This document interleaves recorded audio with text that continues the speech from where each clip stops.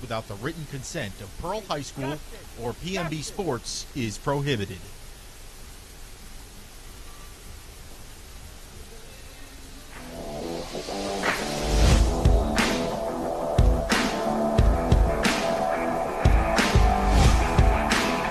Friday nights mean one thing in Mississippi: high school football.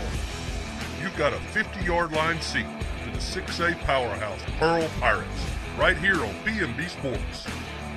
Now, batten down the hatches and hoist the colors. The Sky Family Dental Pirate pregame show starts now.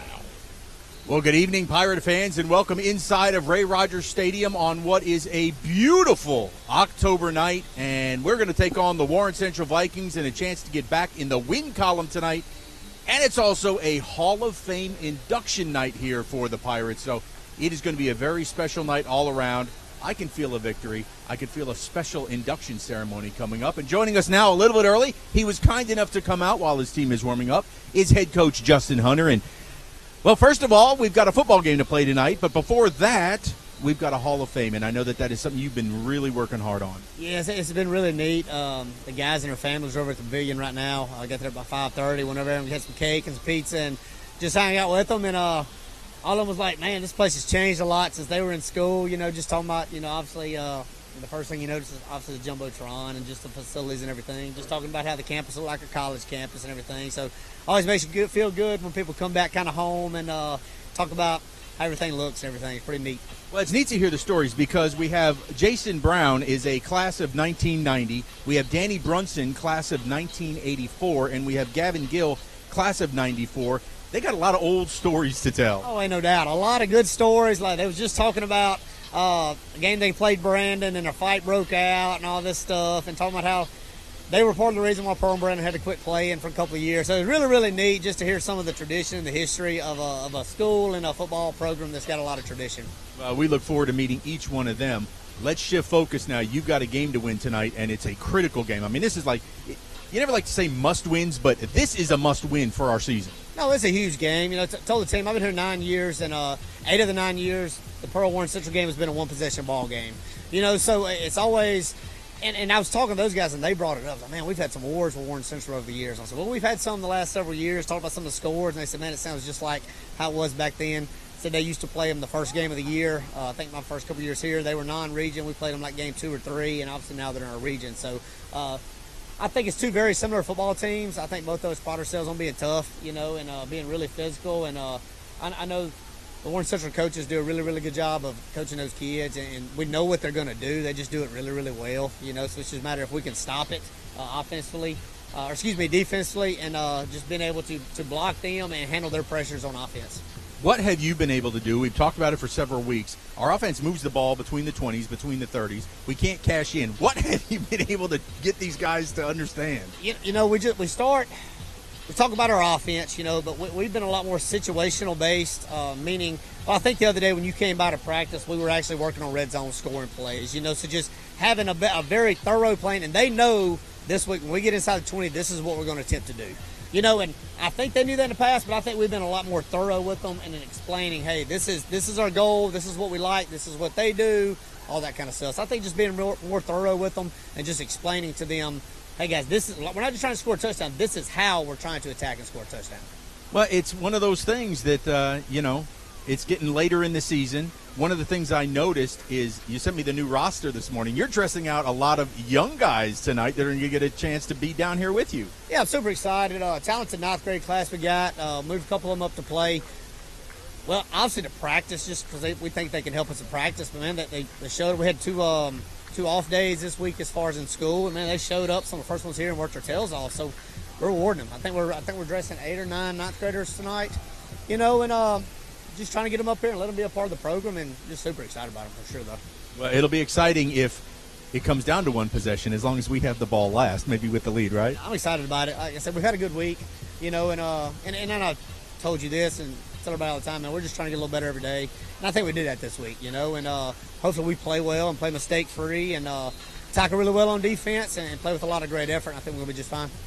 Good luck. Go get out there and make sure they got it. That is head coach Justin Hunter as he is getting ready for tonight's game against Warren Central. Little rundown for you.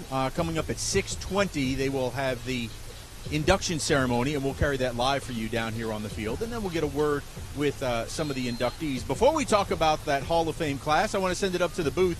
And Bryant May is there, standing in his usual spot, or sitting in his usual spot, Bryant. So the words from down here are, it's a critical game, and he thinks they've got the red zone maybe solved. Yeah, and, that's going to be a factor tonight. Can you cash in the red zone? It's been a struggle, particularly the last 2 weeks as we've lost region games on the road at Meridian.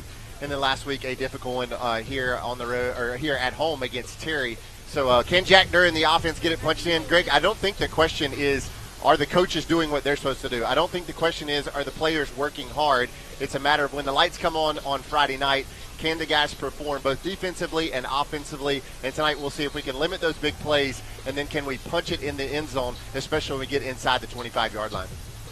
All right, that's the game itself. As we come back down here on the field, I want to tell you a little bit about the Hall of Fame class that you will see coming up here in just about 10 minutes or so.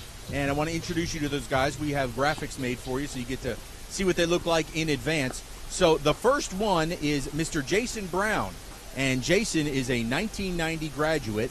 He lettered in football and baseball for 4 years, and he got all kinds of awards during his playing days. All-State, All-Metro, Most Valuable Lineman, and many more. Jason was the very first Pirate to be selected to play in the Mississippi-Alabama All-Star Game in 1990. After high school, Jason went to Hines Community College, and then he also went on to play at Emporia State. Jason has 2 sons, Jason and Jordan. And Jason currently works for the City of Dallas Public Works Department. We are super excited to introduce you to Mr. Jason Brown. Next up, we have Mr. Danny Brunson. Now, a lot of you older Pirates will remember this. Danny is a 1984 graduate, and he lettered in football and baseball for 4 years. There's a common theme there for Hall of Famers, baseball and football. How about that? Danny earned numerous awards, including All-District, and he got selected to play in the North-South All-Star Game in 1983. Danny is still around town. He works as a distributor for Brunson Tech Supply, and Danny is here tonight with his family. Our third inductee, well, this is a very familiar face, and I told him I can't believe he's old enough to be considered for the Hall of Fame. It is Gavin Gill. Yes, our alderman here in the city of Pearl, also the principal at Pearl Upper Elementary. I can't believe Gavin graduated back in 1994. He lettered in football for 4 years. He was All-District, All-State, All-Metro his senior season. He was also voted team captain and player of the week. And Gavin is super humbled to be named a Hall of Fame inductee. So, again, those guys are going to be out here at 6:20, and we'll have a great view for you down here right on the field. Then after they get their plaques, we'll be able to get a word with each one of those guys, and then we'll jump in more to some of the pregame. We will be going now back to Bryant. And, Bryant, we were discussing just a moment ago the keys to tonight's ball game and what exactly we have to do. And, the number one key, I think, is probably get back to basics, catching, tackling, all that stuff. Right, Bryant? That's right. We live in a world now, in a culture of high school football, where the game has become so sophisticated with spread offenses and play calling, and even defensively, and how those plays are communicated in from the sideline.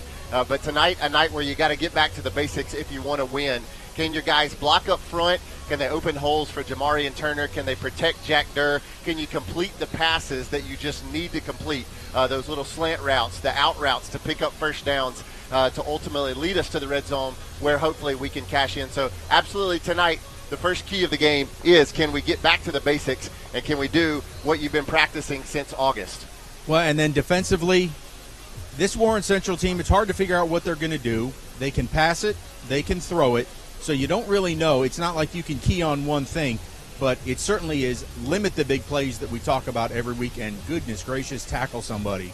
Yeah, and in the losses this year, the 5 losses for the Pirates, especially some games against Ridgeland, some games against Meridian, big plays have been the backbreaker, and we've got to limit those tonight. Not real flashy numbers for Warren Central as they come in. Their quarterback only 700 yards passing on the season. Their leading wide receiver only has 302 yards receiving and 1 touchdown. But you're right, on the outside, you got to limit those big plays from those wide receivers and sure up the tackling right up the middle on that defense, along with Caleb Arterberry and Kai Jefferson and some of those guys who anchor down that linebacker core for us.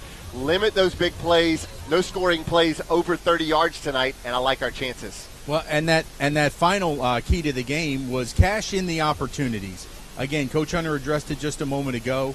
You can move the ball between the 30s. You can get down inside the 20 into the red zone, but we have just had such a problem shooting ourselves in the foot and stalling out in the red zone. Yeah, it's been a major issue. Five red zone trips a few weeks ago at Meridian, and one of those scores, I believe, is what Coach Hunter told us. Then last week, 3 or 4 of them here at home against Terry, where we were inside the red zone, and it's a bad snap or a fumble or just unable to convert. Only 10 points put up on the board last week against Terry. And so we've got to get that offense going. We did pretty good between the 20s last week, but it's a matter of punching it in once you get inside the red zone. See if we can limit that play calling maybe to some sure handoffs to Jamarian Turner and TJ McKenzie to plunge in behind that big offensive line. Well, as our players continue to warm up down here on the field, they're out here a little bit early because we have the Hall of Fame induction ceremony coming up in just a few minutes. Warren Central here warming up as well. We're going to step aside and take a break. When we come back, we'll talk a little bit more specifically about Warren Central and the talent that they have that they'll be bringing in here to Ray Rogers Stadium tonight. You are watching the Sky Family Dental pregame show right here on PMB Sports. Come smile with Sky. Sky Family Dental of Pearl provides complete dental care for the entire family. Oral exams, cleanings, dentures, implants. Most insurance is accepted and financing is available. Call now to schedule your appointment. Come smile with Sky. When pirates need a feast, they sail to Mugshots Grill and Bar. Voted best burger in Mississippi for 13 years in a row, Mugshots proudly serves fresh, never frozen certified Angus beef. X marks the spot at 2 locations on the map, in Pearl and Riverwind Drive in the movie theater parking lot, and in Flowood on the corner of Airport Road and Lakeland Drive. You can dine in, take out, or order online and pick up curbside. Check out mugshotsgrillandbar.com.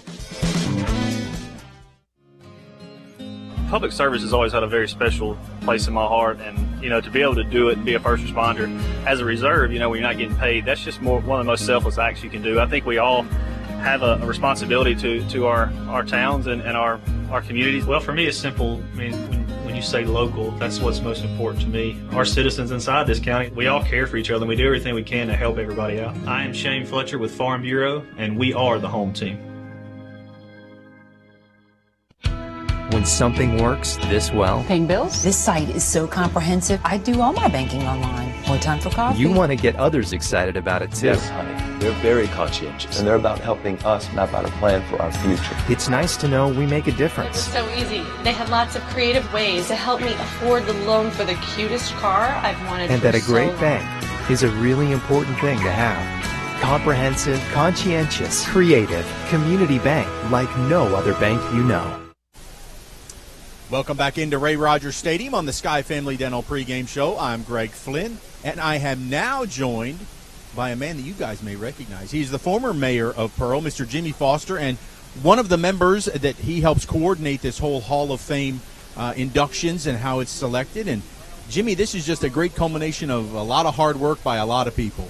Yes, it is. The Hall of Fame idea was the brainchild of Coach John Perry, and he started that. We've been, I believe this is our 4th class to get inducted. The criteria is simple. It's about what you did while you was at Pearl High School playing football. What happened after that doesn't matter. Well, Jimmy, for you, how does the whole selection process work? How do guys get nominated and then ultimately selected to be a Hall of Fame inductee? Okay. They can get a Hall of Fame nomination form from off the school site or contacting the athletic office to get a form.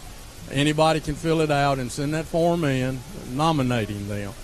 No players can be considered unless they're nominated, okay? So it's just kind of open. Fill out the form. It's self-explanatory, and send it in with documentation of what their awards were and their accomplishments were in high school.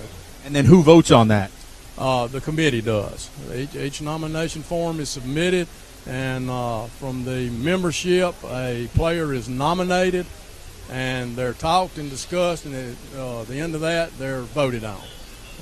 Is there any criteria? Do you have to be graduated for so long? How long do you have to be out of school? You have to be out of school 5 years. 5 years, yes. So we're going to be getting pretty close, almost there, to a lot of those players that were on the 2017 state championship team? That's correct, including their coach. And, so we've been talking about that some, and we haven't got any nominations off of that group yet, but I'm sure they're going to be coming. So that's going to be a heck of a class that goes in that night. Yeah, they had many good players. They sure did. So. Well, Jimmy, thank you for taking the time. I know you got to get ready to get these guys ready to go. I appreciate it. All right, and we will see you in just a moment. Hey, Warren Central still out here warming up. Bryant, we wanted to talk a little bit about the Vikings, and boy, they are off to a hot start. They are 5-1. They're 2-1 in the region, and they have played some wicked tough ball games in the region, haven't they? Yeah, they are not scared of close games. Their only loss to the number 1 ranked Brandon Bulldogs, 21-3. But Warren Central this year with 2 one-score wins over Oak Grove in overtime, 42-41. And then last week they won a one-score game over Northwest Rankin, 35-28. So these guys very familiar with close ball games, but they also have given up a lot of points in region play. And so, again, coming back to that Jack Durr-led offense, can we put up some points tonight against a Josh Morgan and Warren Central-led defense? Well, you mentioned Jack Durr. It is actually going to be a Jack and Jack show tonight because the Warren Central quarterback is Jack Wright, and he's got some pretty impressive numbers. Yeah, 700 yards passing for Jack White on the season. 5 touchdowns, 3 interceptions. So, again, as Coach Hunter said, they don't put it in the air a ton, but Jack has been fairly efficient on the season. A couple other guys to watch for them. Running back Trey Hall, he'll wear number 11 tonight, 356 yards. He does have 7 rushing touchdowns, so that kind of tells you, man, they favor the running game once they get inside the red zone. And then finally tonight, number 9, Maddox Lynch. He's their leading wide receiver. 302 yards receiving on the season for Maddox and 1 touchdown from him on the outside. You know, I hate to say the word ugly games because low-scoring games are sometimes deemed ugly, right, because there's not a lot of big plays that take place, not a big scoring plays. But while Warren Central's had a lot of high-scoring games, they haven't been flashy. None of their games have been flashy. Their statistics are not flashy. The running game is just kind of the running game. They have average numbers. The passing game, a little bit below average numbers, so they like to average it up 50-50. But this has the makings of an old-school 13-10 game, I'm feeling, right? Yeah, and, you know, that's kind of the stereotype that Warren Central's always been. They are always a team that wins a lot of games. Josh Morgan has been there for a long time. But even since we went over there, as Coach Hunter was talking about, we used to play these guys in the first game of the season in the Red Carpet Bowl, and we'd have that early and late game with Warren Central or Vicksburg, and they bring other teams in. We'd play that game. Man, they're just a hard-nosed team, always known for being a really good defense. And so tonight we'll see, can we put some points up against them? But you talk about those close, low-scoring games, Greg Flynn. Man, even though we didn't come out on the right side of it, I won't forget last year's 3-0 contest. Do I remember that one right? Yes, indeed. Over in the River City. Yeah, I don't know if I've ever seen a high school football game in 3-0. And then, of course, the year before, a really difficult loss as Pearl lost in overtime. So we've played these guys close for a long, long time. Tonight we'll see if we can maybe etch out a win in a close one. Well, I'll tell you right now, I will be absolutely floored, shocked, and just absolutely electrocuted if this is a 42-41 game or even a 35-28 game.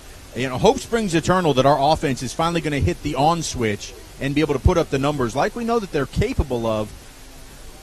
I just don't really see that being I don't see this game being played with 80 total points or even 70 total points. No, I fully agree with that. I would be blown away if we see that again tonight, any kind of shootout. But offensively, looking at numbers, Pearl comes into tonight 23 points a game on the season for the Pirates. Again, only scoring 10 and 27 in the last 2 region games. Warren Central does come in averaging 29. But in today's spread it around, throw it all over the place kind of offense that you see even in a lot of high schools as well, 29 points, not a whole lot of points. So you imagine this one will be a low-scoring kind of slobber-knocker defensive fest here at Ray Rogers Stadium tonight.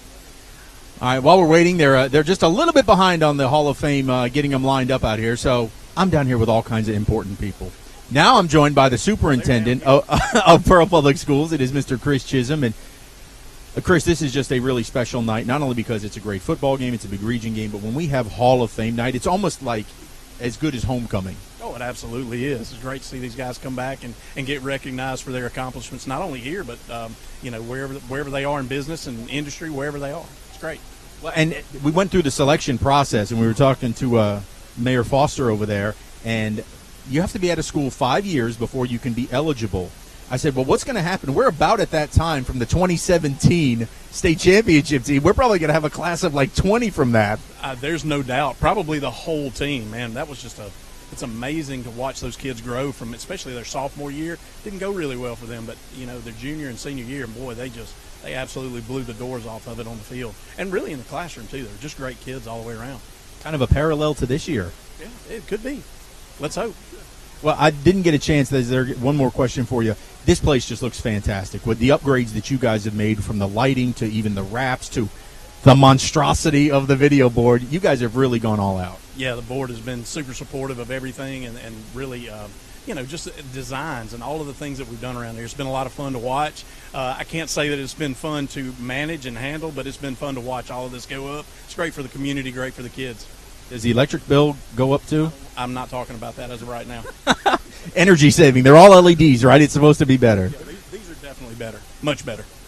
Cool. Chris, thank you so much. We'll get ready for the ceremony, which I think they're just about getting ready for. Thank you, Chris. The superintendent of the Pearl Public School District, Mr. Chris Chisholm. So it looks like, and Josh, if you just want to kind of pan out there, as you can see, I'll let you know who these folks are as they're standing out there. On the left is Jason Brown.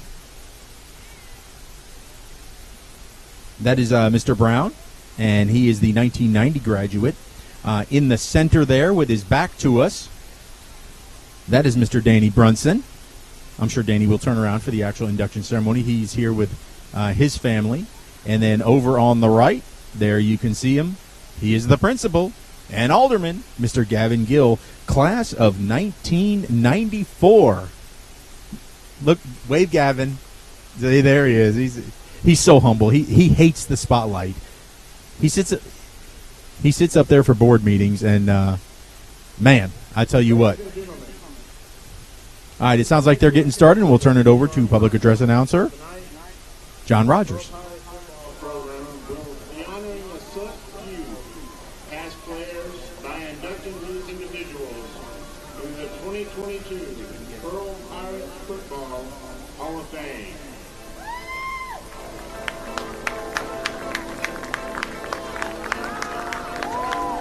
First inductee is Mr. Jason Brown.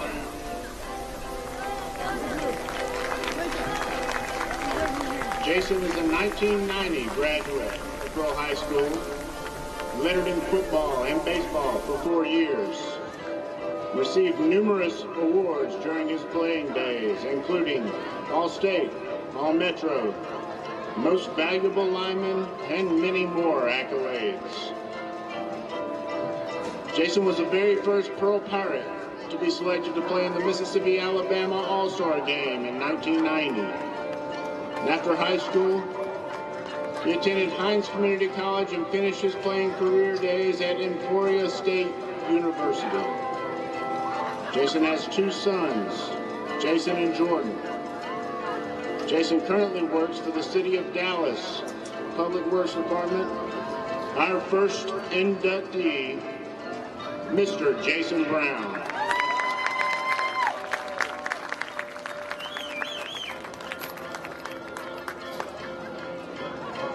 Our second inductee is Mr. Danny Brunson. Danny is a 1984 graduate of Pearl High School, where he lettered in football and baseball for 4 years. Danny earned numerous awards, including All-District and getting selected to the North-South All-Star Game in 1983. Danny currently works as a distributor for Bunsen Tech Supply. Our second inductee, Mr. Danny Brunson.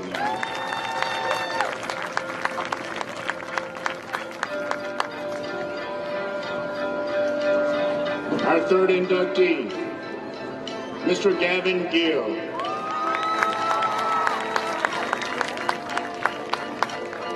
Gavin is a 1994 graduate of Pearl High School, led for football for 4 years. He earned All-District, All-State, and All-Metro honors his senior season. Also voted team captain, player of the week, and was an All-Star in 1994. After high school, Gavin attended Mississippi College to continue his playing career. While at Mississippi College, he earned all GSC honors in 1995 and was a preseason All-American in 1996. Gavin is married to Heather Gill, and they have 2 children, Anna Grace and Aiden. Gavin is currently the principal at Pearl Upper Elementary. Our third inductee, Mr. Gavin Gill.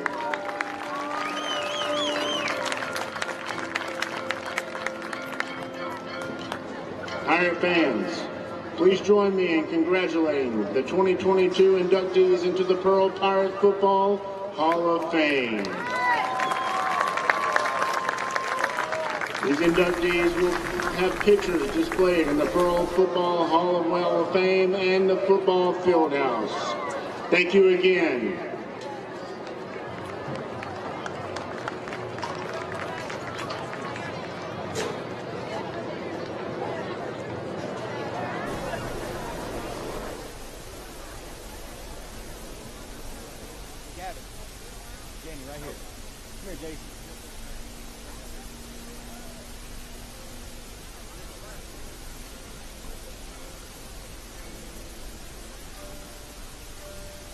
All right, well, good evening, everyone. I'm Greg Flynn. I'm the broadcast voice of the Pearl Pirates, and we'll be calling the play-by-play here in just a few moments. But this is our chance for you guys to meet this year's Hall of Fame inductees, and we're going to get a word with them now.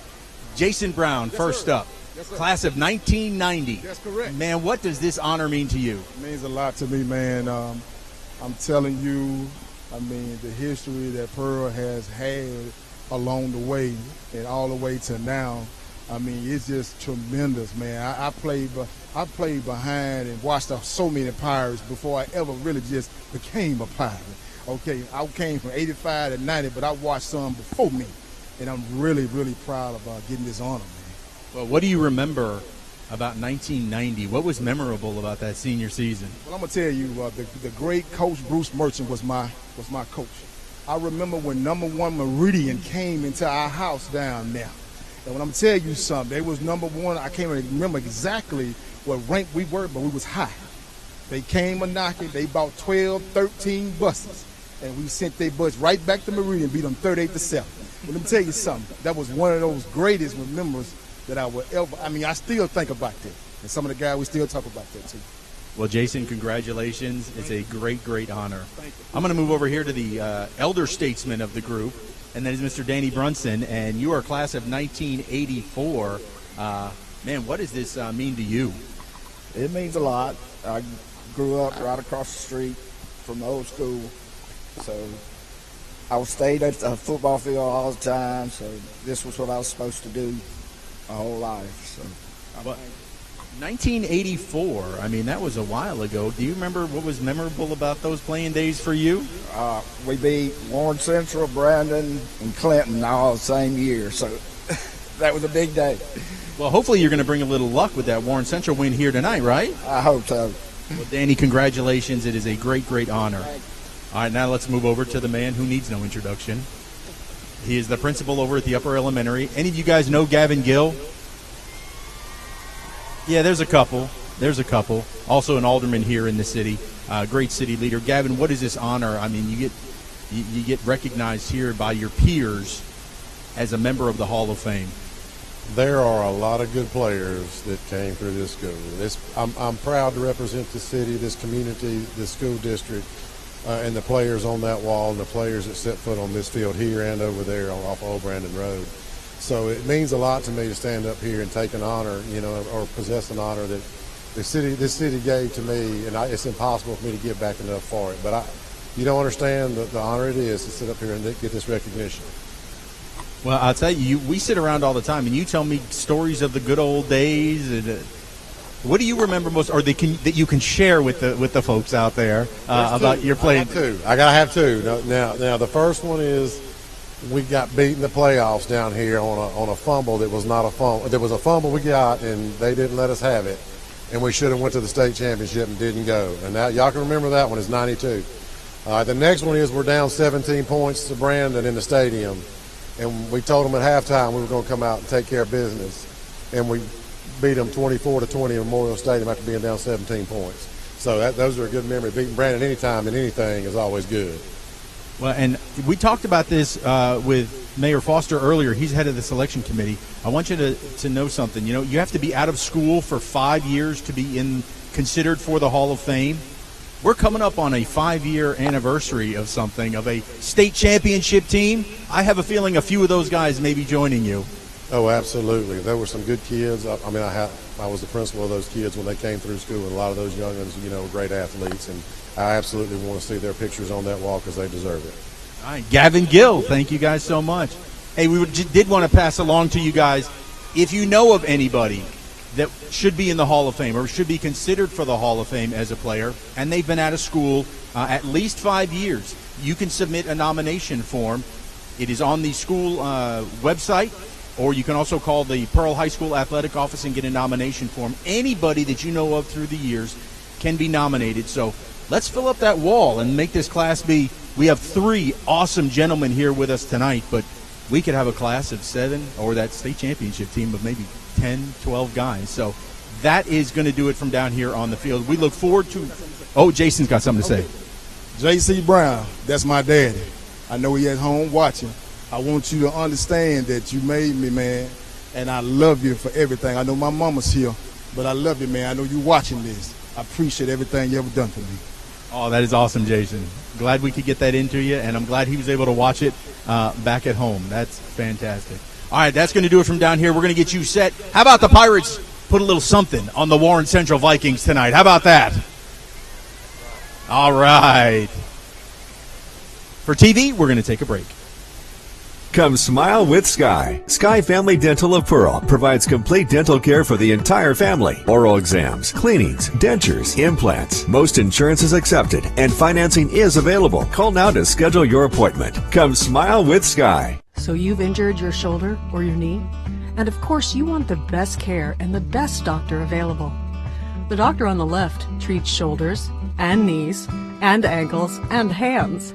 While the Mississippi sports medicine doctor on the right specializes in one body area and one area only, treating thousands of patients a year.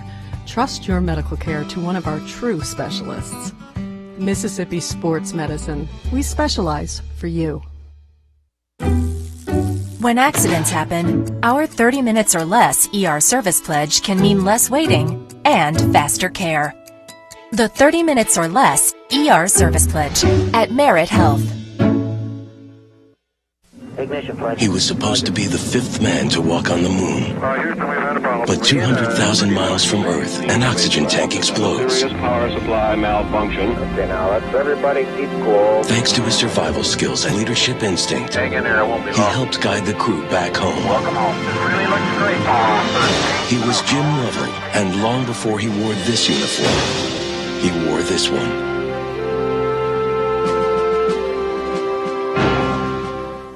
Jim Lovell, Mike Rowe, and Bill Gates. Just a few names known for success.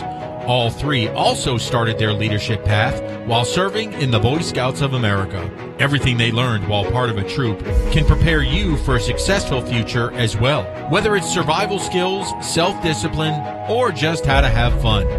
If you'd like to be a part of the next generation of Scouts, Pearl has a local troop, 575, and for more information, you can call Cale Gamble at 601-594-7020 or email him at calegamble@yahoo.com. The Boy Scouts of America, be prepared. Come smile with Sky. Sky Family Dental of Pearl provides complete dental care for the entire family. Oral exams, cleanings, dentures, implants. Most insurance is accepted and financing is available. Call now to schedule your appointment. Come smile with Sky. At Bob Boyd Honda, we pride ourselves in getting our customers the best deals around. Usually that means when we're selling cars, but right now, Bob Boyd is in the market to buy. we're offering top dollar for pre-owned autos, trucks, and SUVs. Come by, talk to our dedicated team, and discover what a great time it is for Bob Boyd to buy back your used vehicle. Any make, any model. Whether you're selling or buying, at Bob Boyd Honda, you get a deal. How local is Bank Plus? We're here, and here. And we're with you here, and here. Wherever, whenever you need us. We make our banking decisions right here because local means more than a location. It means a commitment to deliver more for our customers and our communities. Your bank, your plus, Bank Plus. The Exchange is a church that is for Pearl. The Exchange exists to make the love of God visible and tangible to our city. Whether it's gifts and prayers for our teachers and students, acts of service for those in need, family-friendly activities for our city, Thanksgiving meals for families, encouragement for the next generation, or hope when people need it most. The Exchange is for Pearl, and the Exchange is here for you. Find a place to belong, grow, and serve by visiting us online at theexchange.cc.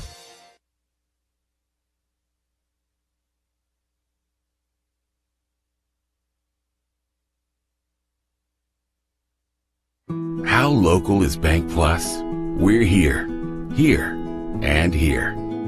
And we're with you here, and here. Wherever, whenever you need us. We make our banking decisions right here because local means more than a location. It means a commitment to deliver more for our customers and our communities. Your bank, your plus, Bank Plus. Well, that was a lot of fun. It was a lot of fun. You did a great job down there. Well, thank you. It was just great being around royalty. I mean, when you're around Hall of Famers, that was really easy to do. It was a lot of fun for those guys. And so humble. I mean, each one of them, that's what always strikes me about the best players that have ever played the game. It's the humility that they show. Yeah, and a lot of memories for a lot of people who've been watching Pearl Pirate football for a long, long time. You and I are somewhat new to it compared to when those guys played. But a lot of great memories. I was on the other side of Rankin County, and so I remember some people like Gavin Gill and some of those 1994 games when they were played between Brandon and Pearl at the stadium downtown. Man, it was some special moments, and for those guys to get a chance to come back and see what's going on now and all the developments that have taken place here at Pearl High School and Ray Rogers Stadium, it has to be a really, really special night for them. And I think that's reflected on guys driving all the way from Dallas, Texas, and family coming in to support those Hall of Famers. So really love that thing that John Perry got established a few years ago, and Coach Hunter does a great job of keeping going now. Well, we're hoping it's an even more special night as we take on the Warren Central Vikings. And taking a look at our offense, well, the coaching staff tells me one of the key spotlight players we need to be on the lookout for this week is number 55. He is Reed Grantham, and he is an all-star, Brian. Yeah, that's a really, really special acknowledgement from not only his coach, but also coaches all across the state of Mississippi. Reed, a guy who's done his time and started, I believe, in games all three of his varsity letter career, sophomore, junior, and senior. And Reed, he's a super, super tough individual. Well, Reed is going to be anchoring that line tonight, hopefully moving some Vikings out of the way to open the holes for our running backs. That's right. Jack Durr, a guy who had a rushing touchdown last week, as we take a look at the rest of our offensive starters. Jack Durr will lead the offense. Again, he'll get his 8th start as only a freshman. Going to see some other freshmen potentially take the field tonight, as some of them getting the chance to dress out on the varsity level. But Jack Durr will lead the offense tonight. And Jamarian Turner, in a lot of ways, Greg, has really become kind of the featured back. We still going to see T.J. McKenzie and Ben Alexander, but Jamarian Turner wearing number 4, kind of the feature man. Kenji McNair will see at wideout tonight, along with Shaden McCollum, who's really come on strong, and Justice Moore back in the lineup after suffering that sprained ankle. Those will be the guys on the outside. Talon Jackson, a guy who doesn't get a lot of mention, but he does a great job of opening up holes for the running backs. He'll wear number 40 and be in that halfback spot. And then the other guys on the offensive line, along with Reed Grantham, Caston Channel, number 50, the senior. DJ Page will wear number 53 and get that start on the offensive line, along with Kendall Burke, 65, and Takofa Lewis, the junior, who wears number 51. Well, it's going to be interesting. Jack has had a lot of pressure on him. It's going to be up to that offensive line to stop what is a stout Warren Central defensive front. But we've seen if Jack can get just enough time, just a little bit of time, he can find the open receiver. Yeah, he can find the open receiver. Jack does a good job of putting the ball where it needs to be. We've got a few interceptions on the season, but again, we've talked about it. Like, he's only a freshman. Those are things that are just going to happen as he develops and grows maturity here on this varsity level.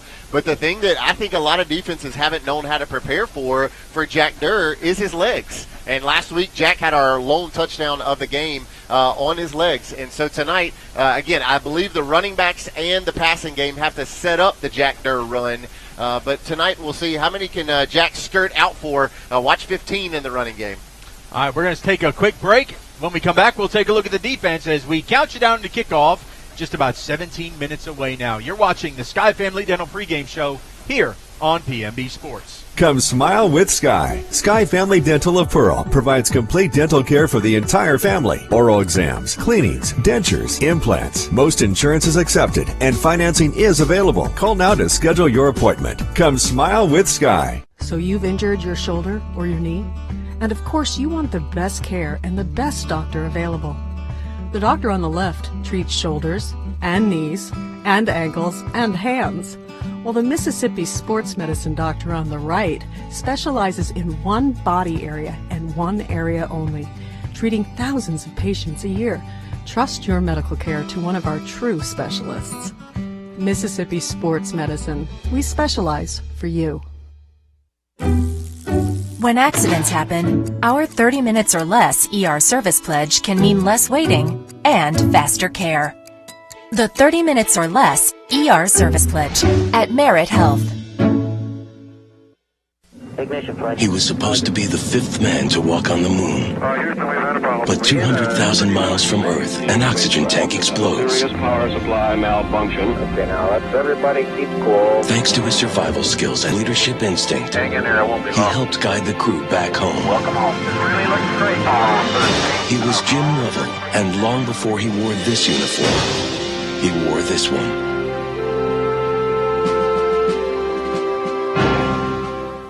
Jim Lovell, Mike Rowe, and Bill Gates. Just a few names known for success. All three also started their leadership path while serving in the Boy Scouts of America. Everything they learned while part of a troop can prepare you for a successful future as well. Whether it's survival skills, self-discipline, or just how to have fun. If you'd like to be a part of the next generation of Scouts, Pearl has a local troop, 575, and for more information, you can call Cale Gamble at 601-594-7020 or email him at calegamble@yahoo.com. The Boy Scouts of America, be prepared. Welcome back into the Sky Family Dental pregame show. I'm Greg Flynn, joined by Bryant May, and down on the field, we are blessed to have the Professor Roy Harper back with us. We will get to the defensive players and the defensive staff in just a moment, but right now we're getting ready for the presentation of our colors, our Pledge of Allegiance. The band will play God Bless America, and then followed by our national anthem. So let's take a shot of the field and get ready to enjoy the performance of our Pearl Pirate Band, as they always do such a fantastic job. We also have the Pearl Upper Elementary Honor Choir here with us tonight that will assist in the singing of God Bless America and our national anthem. Join the Pirate Band and the Pearl Upper Elementary Honor Choir under the direction of Mrs. Karen Berger. And the performance of God Bless America.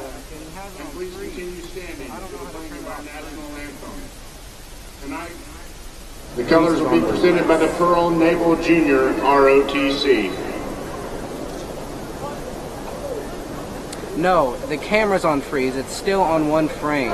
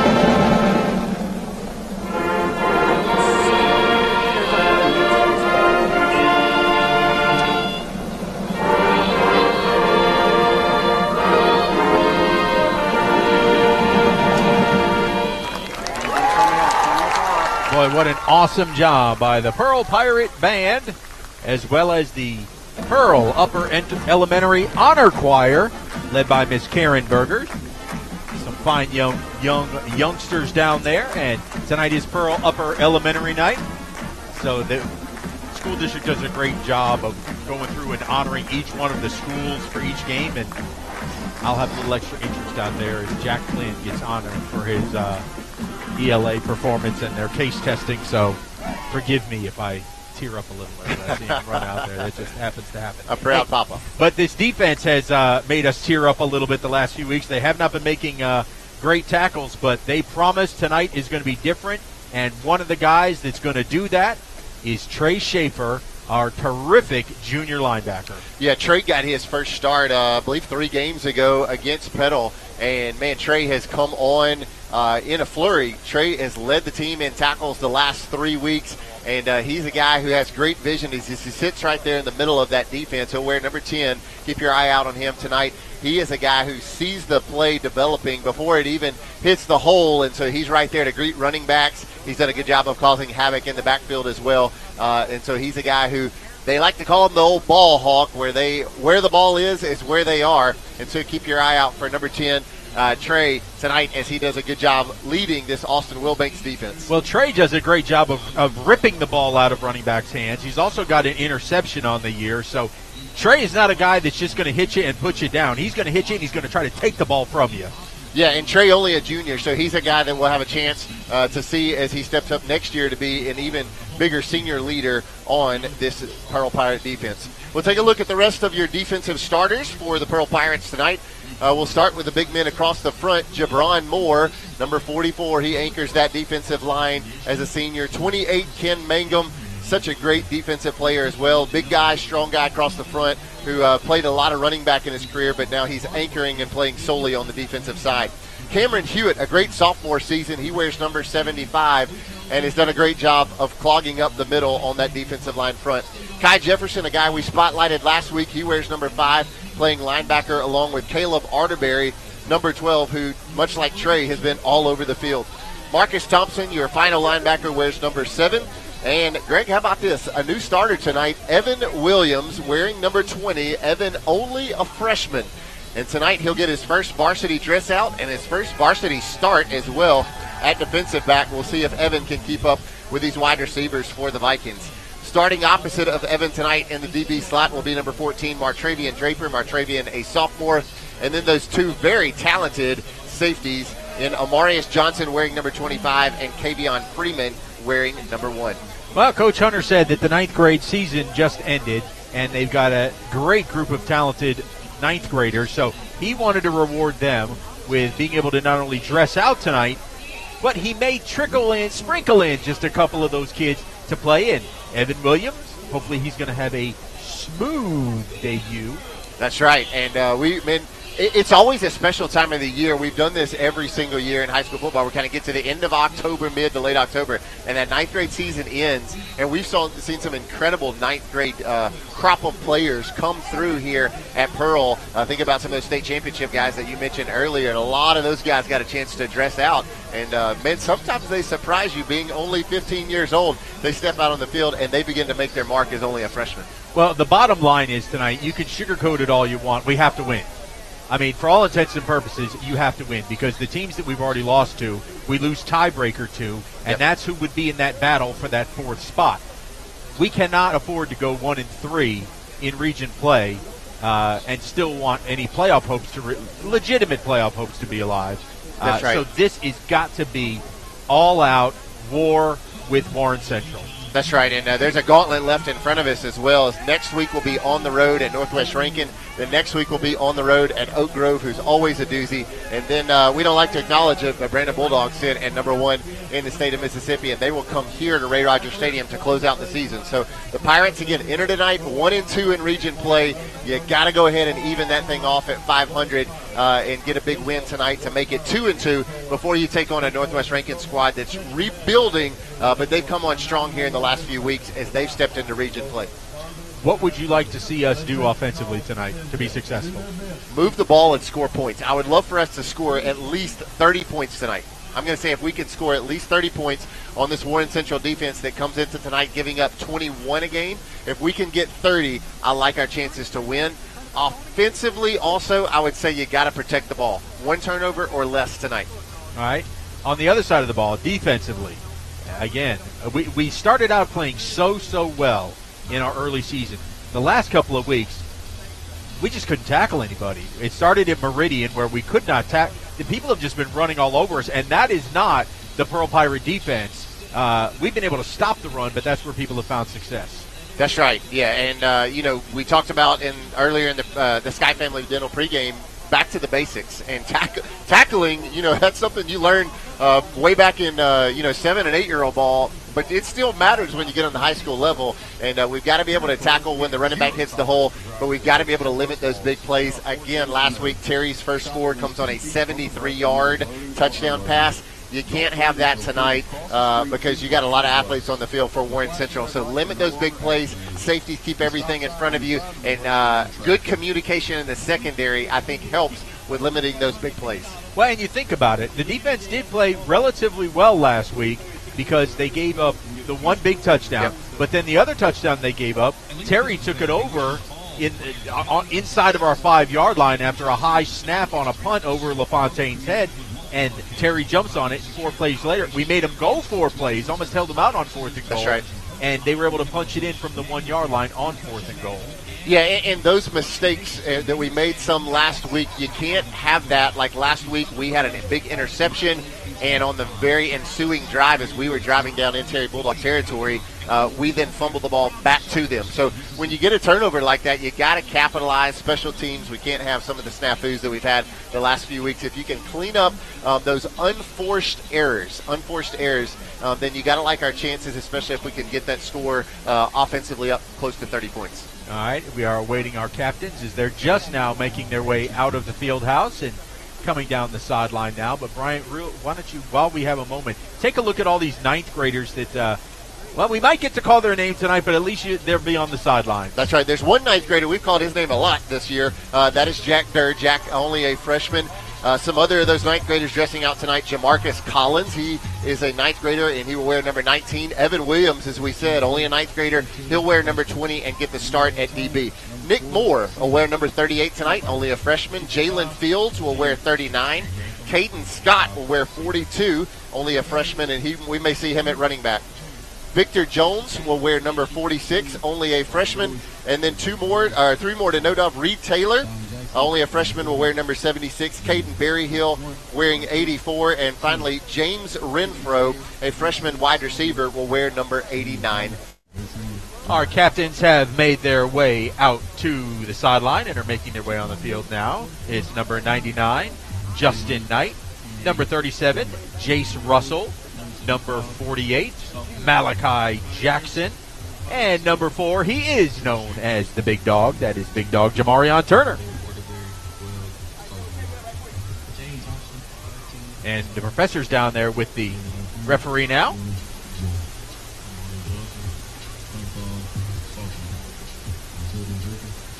Y'all gotta say, God, good sportsmanship, guys. Good sportsmanship. We're going to talk for the white team over here. 30. We're going to talk for his team. We're going to talk for his team?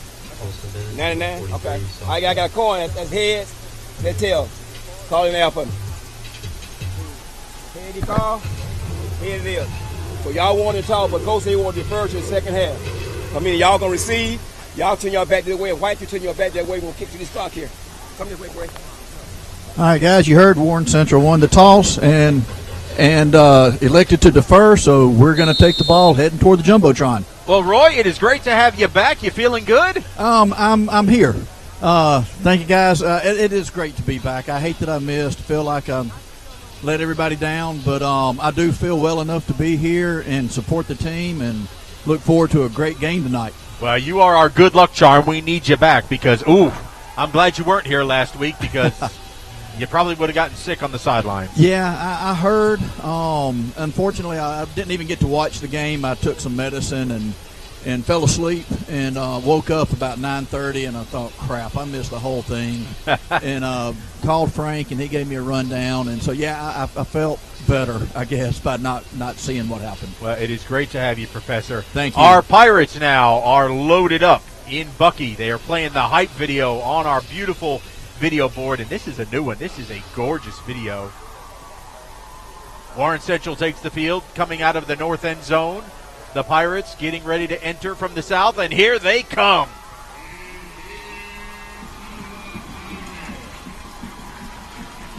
Kickoff between the Pirates and the Vikings is next.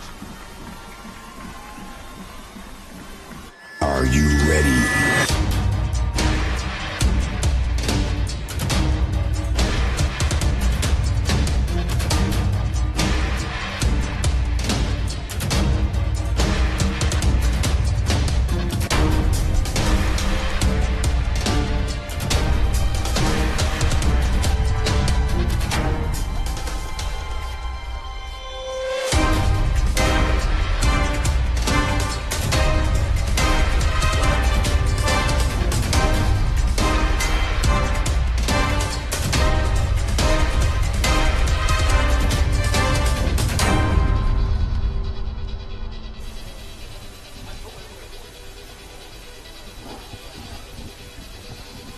Good evening, Pirate fans, and welcome to Warren Central taking on your Pearl Pirates. It is indeed a must-win game tonight. I'm Greg Flynn with Bryant May and the Professor Roy Harper roaming the sidelines. The Pirates have won the toss and elected to defer. Well, I'm sorry, Warren Central won the toss, elected to defer, so our Pirate offense will get the ball first and a chance to put some points on the board quickly. Our Shane Fletcher Farm Bureau Insurance kick is teed up.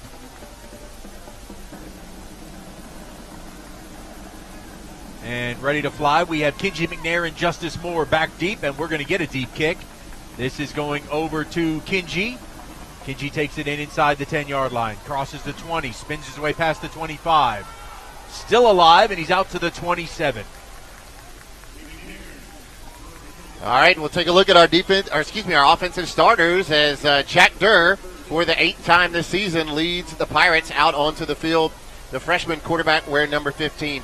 Jamarian Turner will get the start next to Jack Durr in the backfield. Wide receivers will be Kenji McNair, Justice Moore, and 18, Shaden McCollum. Your starters across the offensive line: Reed Grantham wearing number 55, Caston Channel 50, DJ Page 53, Kendall Burks 46, Tacopa Lewis 51. On first down, Durr looks to throw. He's got nobody. Still looking. If he could have only seen Kenji McNair, Kenji was wide open here on the near sideline, but that would have been a very long throw, and Durr is lucky to get back to the line of scrimmage. Well, they'll give him a gain of a yard. Yeah, I saw what you saw, Greg. Kenji McNair was wide open down here at the bottom of the screen, but it was probably some 25 yards away from Jack Durr. Only 5 yards of net gain, but Jack in a whole lot of traffic, thankfully able to net about a half a yard. So 2nd down and 9, 4 wide receiver set.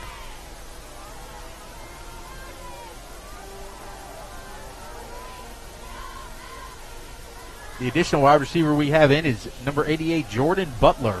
There's a handoff up the middle to the big dog, and he's chewing up a little bit of a toy early as he crosses the 35, out to the 36. That's what you want to see, is that run game, just gashing yards right straight up the gut. Warren Central sitting in a 3-4 defense. So there are some running lanes. Durr, quick throw out here into the flat. It's caught by Justice. Needs to make a man miss. Tries to stiff arm. He's going to get to the 40-yard line, and that's going to be a Renaissance Bank first down. My athlete's better than your athlete. That's what that play's called. Justice Moore out in the flat, one-on-one, and he makes his man miss. Picks up about 4 yards, and that's exactly what we needed. And you like that first down on that first drive offensively. Now we split the wide receivers, 2 to either side. If you're listening to us on 104.3 FM, The Pirate, Pirates are moving from left to right on your radio dial.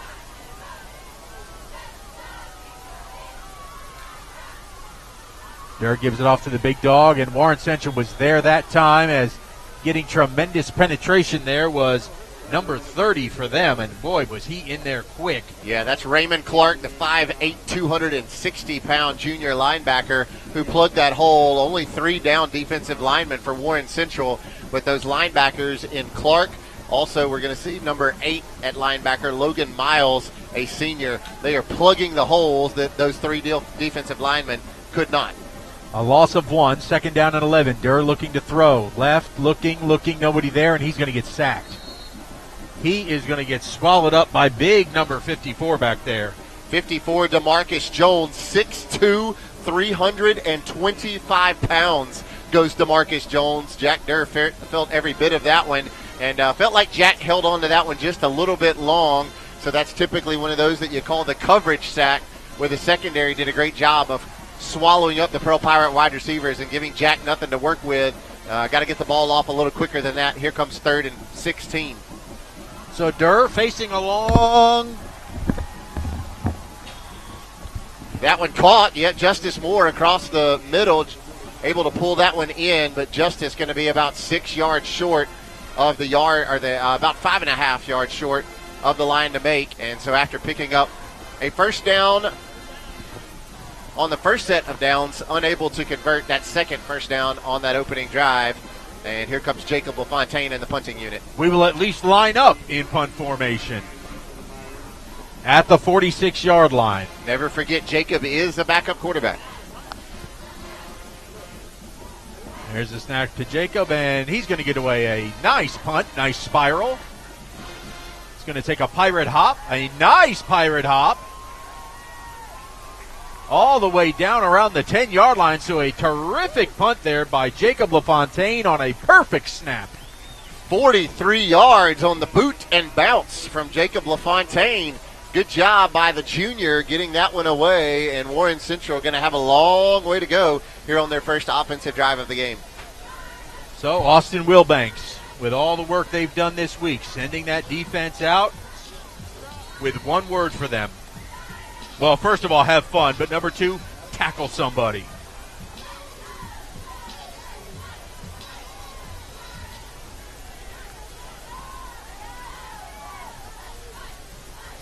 So Jack Wright, he will hand the ball off on a big hole on that right side, and a big run. I believe that was Trey Hall. Was that one? Yep, that was Travion, also known as Trey Hall, the 5'11", 180-pound leading running back. He's a senior for Warren Central, and he comes into tonight leading Warren Central on the ground with 356 yards and 7 touchdowns. 7 touchdowns in the 6 Warren Central game. So he's a guy to keep your eye out on. Number 3. No, now it's number 3, Darius Carter. I believe it was Hall on the first carry of the game. So big run for a first down out to the 23-yard line. Wright's going to throw it out here into the flat. There's Hall. He makes the catch out of the backfield. And a very nice open field tackle here on the near side. Yep, that's 13, Jaden Thompson. And had Jaden not wrapped his arms around Trey Hall, Trey would still be running. As you get a look at that Warren Central offensive line, a lot of big guys across there are going to try to do their best to give time to Jack Wright tonight. That one didn't need a whole lot of time as Jack got rid of it real quick. 2nd down and 4. Now Hall shifts back to the backfield. Right back to pass, though. He's looking. Oh, he wanted to throw it deep. Now he's flushed.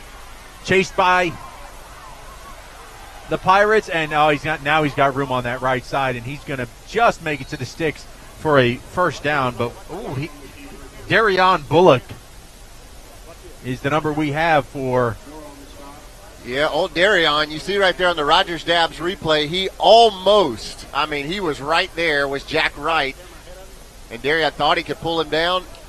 Instead, Jack scampers out to the right side and picks up enough for a first down before Kavion Freeman able to bring him down. Right, we'll hand this ball off to Hall, and this time the Pirate defense there to stack him up for it's going to turn out to be almost a 3-yard gain. You see the confidence in Josh Morgan, head coach of Warren Central, and Trey Hall. He's a guy that he's going to put him all over the field. Trey already rushed the ball a couple of times tonight, also caught one out in the flat. He's going to be the middle wide receiver here at the bottom of your screen on this 2nd down play. Carter moves into the backfield for the Vikings on 2nd down and 7.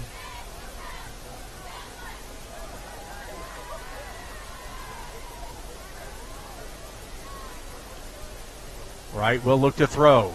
He's going to throw deep down the right side. Has a man and a tremendous Wow. catch, as that was wonderful defense on the far side. That was the freshman, Evan Williams, getting the start at defensive back, and Evan cannot cover it any better than that right there. Great look on the Rogers Dabbs replay, but what a catch by Zachary Evans, the junior, 5'9", who went up, and Greg, I'm still not sure how he caught that. That was just tremendous concentration with Williams flashing in front of him. Warren Central picking up another first down on this opening drive. First down and 10 from the Pirate 40. Now they'll shift heavy to the left side. They'll run to that side. There's a hole and into the second level. Eric Collins Jr. got his first carry of the game. Collins, a 5'8", 165-pound, only a sophomore, but you can see his elusiveness as he hit the hole and hit it in a hurry on that first down run. Pickup of 7 makes it second down and 3. That's one of the things. We haven't been able to get them behind the sticks and into second and third and long. They've been doing very well picking up yardage on first down. Now they'll go heavy to the right side. Run back here to the left. And a big hole and daylight down the sideline. A touchdown for Mark Gray of Warren Central. 33 yards out goes the senior, Mark Gray, and he was untouched. A great pull there by the offensive line for Warren Central. And, Greg, I think it's safe to say they have a stable of running backs. We saw 4 different Vikings get touches from the running back position on that drive. The first touch by Mark Gray goes 33 yards to the house, and it's 6-0 Warren Central. For the extra point, good snap, good hold, kick is up, and it is good. And with that, your Pirates trail the Vikings 7-0. Buying or selling a home? Look no further than David Ostrander at Keller Williams Realty. David and his family are proud supporters of Pearl Public Schools and all Pirate athletics. Keller Williams represents more home buyers and sellers than anyone else in central Mississippi. They offer military and veteran benefits to their clients and love taking care of teachers and first-time home buyers. Contact David Ostrander at 601-850-6728.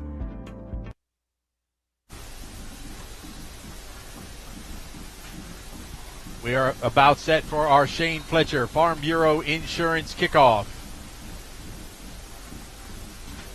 And it is in the air, and the Pirates will take a second possession. Kenji McNair backing up. He's going to catch it at the 1. Bringing it out to the 15 and put down at the 16-yard line.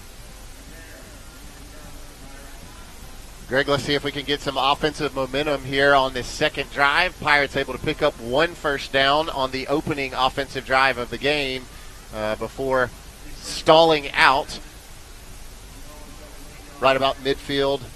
And the Jacob LaFontaine punt put Warren Central back deep, and they just took it 90 yards for the first points of the game. So let's see if the offense can answer. Here's a throw out here to the near side, and McNair can't come up with it. Was well covered. Yeah, Julian Demby covered that one about as good as you could, as he was right on the back of Kenji McNair. Did not appear he got too close to Kenji before the ball got there to elicit a flag. Good play by Demby. Pirates sticking with that 4 wide receiver set. We have not seen the use of the H-back yet tonight. They're just trying to spread this Viking defense out, create some holes. Turner in the backfield. Fake the handoff. Durr still holding it. And Durr's going to be taken down at the 9. You know, Brian, I think one of the things, Jack is maybe so afraid to make a mistake that he's holding it so long to try and be perfect. I think that's a pretty good analysis, and that's going to be a symptom of a freshman quarterback still taking his lumps on the varsity level. Again, you got to remember Jack Durr, a guy who walked off the 8th grade field, and the next time he plays organized football, he's playing on the 6A varsity level. We've seen some flashes of greatness, but also holding the ball a little bit. And like that time it wasn't there, as he was looking to his right. That time, I'm not sure, Greg, if it was Jack holding the ball too long as much as Warren Central just blew up the middle of the line of scrimmage and just ran over some blockers. We got multiple guys there not really engaged in blocks, and Jack had nowhere to go with it. Thankfully able to keep it out of the end zone, but Jacob LaFontaine's got a tall task in front of him, punting from the back of his end zone. Got to be a good snap here as well.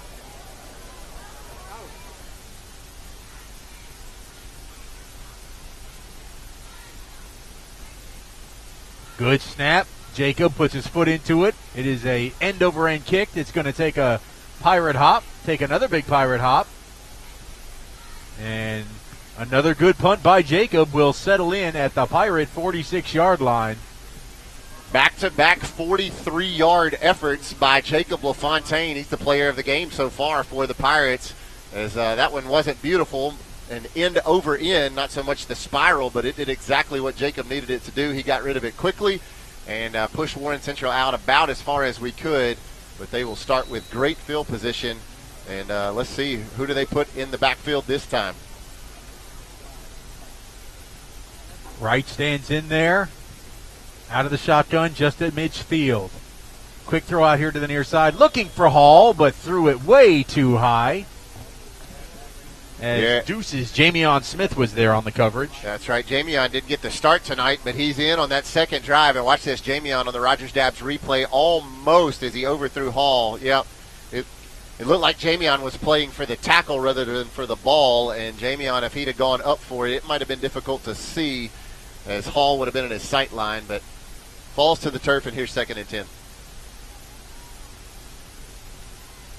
They shift to go heavy here on the left side. Run it to the weak side on the right. There goes Hall. He crosses the 40 to the 39. Well, put his knee down at the 40. So we'll have a Pearl Pool, 3rd down and 3.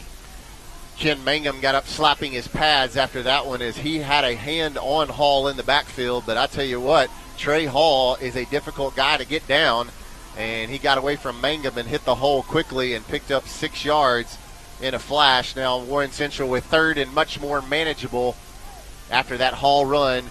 You imagine they may be in 4-down territory here at the Pirate 40-yard line. 3rd down and 3.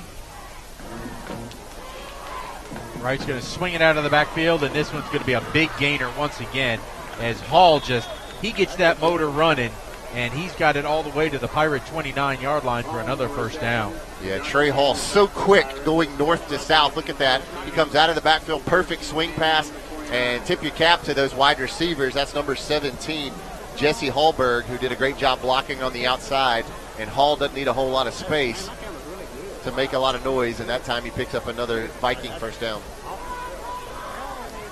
From the 29, there's a handoff. It's Hall again. He falls forward out to the 22-yard line. And the Vikings are getting tremendous push on our defensive front. They sure are. They got guys pulling and then just blowing up the tackles in front of them. You can hear some coaches on the sideline maybe coming through the professor's mic down there. You got to fight and guard the line of scrimmage, and we are not doing that so far. Warren Central winning the line of scrimmage, and therefore they're breaking off chunks offensively. 2nd down and 3 again. It's been a familiar distance. There's a 1st down coming here to the left side. This time it's going to be number 20. That's Collins. And he's going to pick up another 1st down. Looks like at the 17-yard line. Warren Central clearly showing their confidence in the running game. I believe they've only put up about 3 passes now on their first 2 drives, and this stable of running backs between Hall, Carter, number 20, Eric Collins, and Mark Gray give head coach Josh Morgan a wide range of guys to choose from who are all fresh legs. Hall goes in motion, then goes back. They'll hand it off this time to Carter, and he's stopped this time for just a 1-yard gain. Kavion Freeman and Kai Jefferson, the guys who made that tackle, and Kai Jefferson gets up holding his right arm. He's going to check out. Not sure if his shoulder kind of led with that tackle, but Kai's a guy you got to have on the field whenever you got plays or a running game like this, Hanor Singh going to check in for Kai. We're going to hustle them on late. I think we're going to call a timeout, and we will. We'll take it with them. Vikings in front, 7-0. When something works this well, Paying bills? This site is so comprehensive. I do all my banking online. More time for coffee? you want to get others excited about it too. Yes, they're very conscientious, and they're about helping us map out a plan for our future. It's nice to know we make a difference. So easy. They had lots of creative ways to help me afford the loan for the cutest car I've wanted And for that a great so bank is a really important thing to have. Comprehensive, conscientious, creative, community bank like no other bank you know. How local is Bank Plus? We're here, and here. And we're with you here, and here. Wherever, whenever you need us. We make our banking decisions right here because local means more than a location. It means a commitment to deliver more for our customers and our communities. Your bank, your plus, Bank Plus.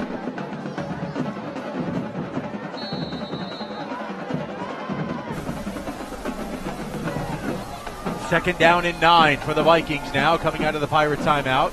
Approaching the end of the first quarter. Wright's back to pass. He throws it into the end zone, and that ball incomplete as it was too hot to handle there by number 10, Jalen Winters. Pretty good coverage by Martravian Draper, who was all over Winters. It was a one-on-one contest down at the bottom of the screen. And right over the top of Winters, and that'll set up 3rd and long. The Pirates need to stop here in the worst way to force a field goal.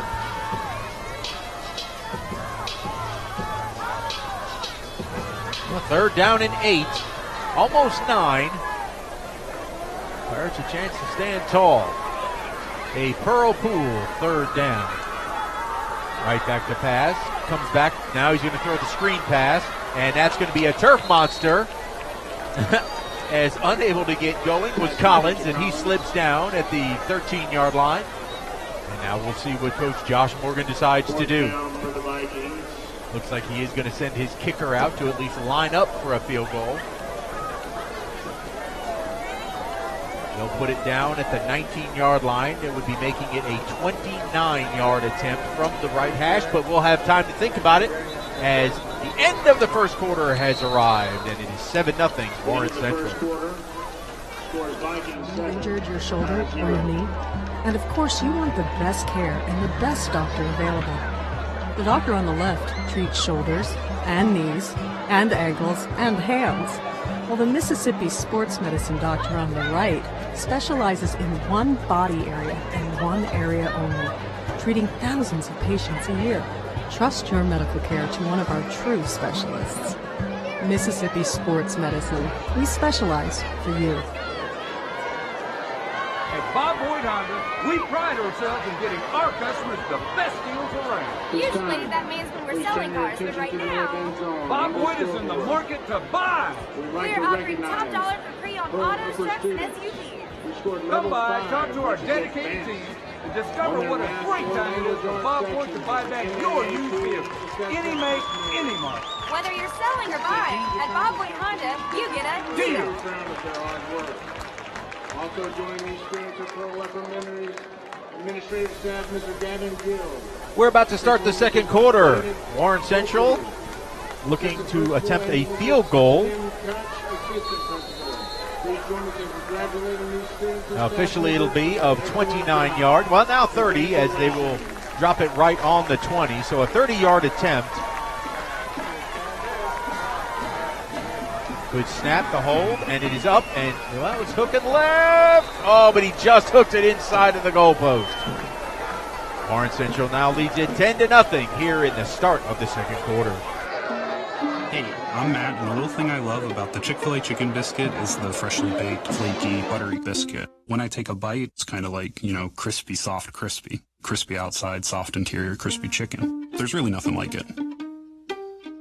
Hey, I'm Alexa, and the little thing that I love about the Chick-fil-A chicken biscuit is the chicken itself. It is more than scrumptious. It is more than delicious. It is scrumptiddlyumptious. I know that's not a real word, but I love it. So the Pirates now find themselves trailing by 2 scores at 10-0. Just 4 seconds into our second quarter. We'll have our Shane Fletcher Farm Bureau Insurance kick. Justice Moore, Kenji McNair back deep. Both of them standing around the 10-yard line. And this is a booming kick that will make its way into the end zone for a touchback. So we'll see if the Pirate offense can pick up any momentum here on this third drive. We've had a difficult time buying any time for Jack Durr as the Warren Central Vikings have lived in the backfield so far. Keep an eye out on some region games happening tonight. Petal up on Northwest Rankin 7-0 in the first quarter. And the Brandon Bulldogs currently trailing Meridian 7-6 in the first quarter as well. Yeah, I want to say that Jack was told coming off the field last time, don't overthink everything. Just make the play, look and see what you got, and take it. Well, Jamarion would not go down on first contact. He's still working, but it's still going to be for a loss of 1. Roy, I think that's exactly what it is that he's so scared to make a mistake that he wants to make sure that somebody's open, and he's just holding it so long. Yeah, that is it, and that was one of the things I talked to one of his former coaches last year, and that was the thing about Jack. He overthinks and doesn't want to make a mistake instead of just going out and trusting his instincts and making the play. But he just needs to settle down a little bit, and he's going to be fine. 2nd down and 11 now for the Pirates. Make the handoff. He's still holding it, but now he finds Justice Moore, and Justice makes the catch out to nearly the 30-yard line. And there's the flag for the face mask.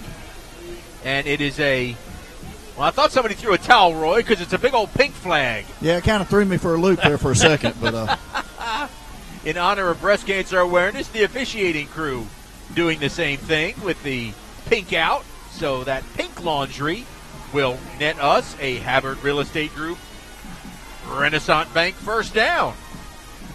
Warren Central coaching staff looks like they're pleading their case, I think trying to ask for a holding call somewhere in the backfield, but the referee's not really listening to that, and we'll pick up the free 15 after the good pitch and catch from Jack Durr to Justice Moore. And again, Greg, it looked like Jack held on to it just a little bit too long, but that time it benefited him in finding a wide open Justice Moore. 1st down and 10 for Durr. He hands the ball off. Big Dog looking for a hole.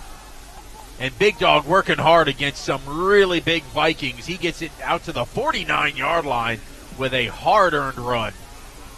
Yeah, Jamarian Turner doing what you ask running backs to do and keeping those legs churning. Good job by Talon Jackson opening up holes. And then a big push here right at the end. Who is that? Takofa Lewis, who just comes in and shoves his running back for another yard or two.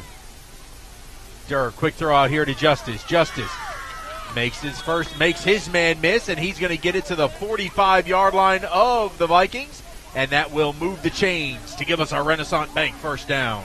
That play already netted us a couple of first downs, one in the first quarter and now one here in the second.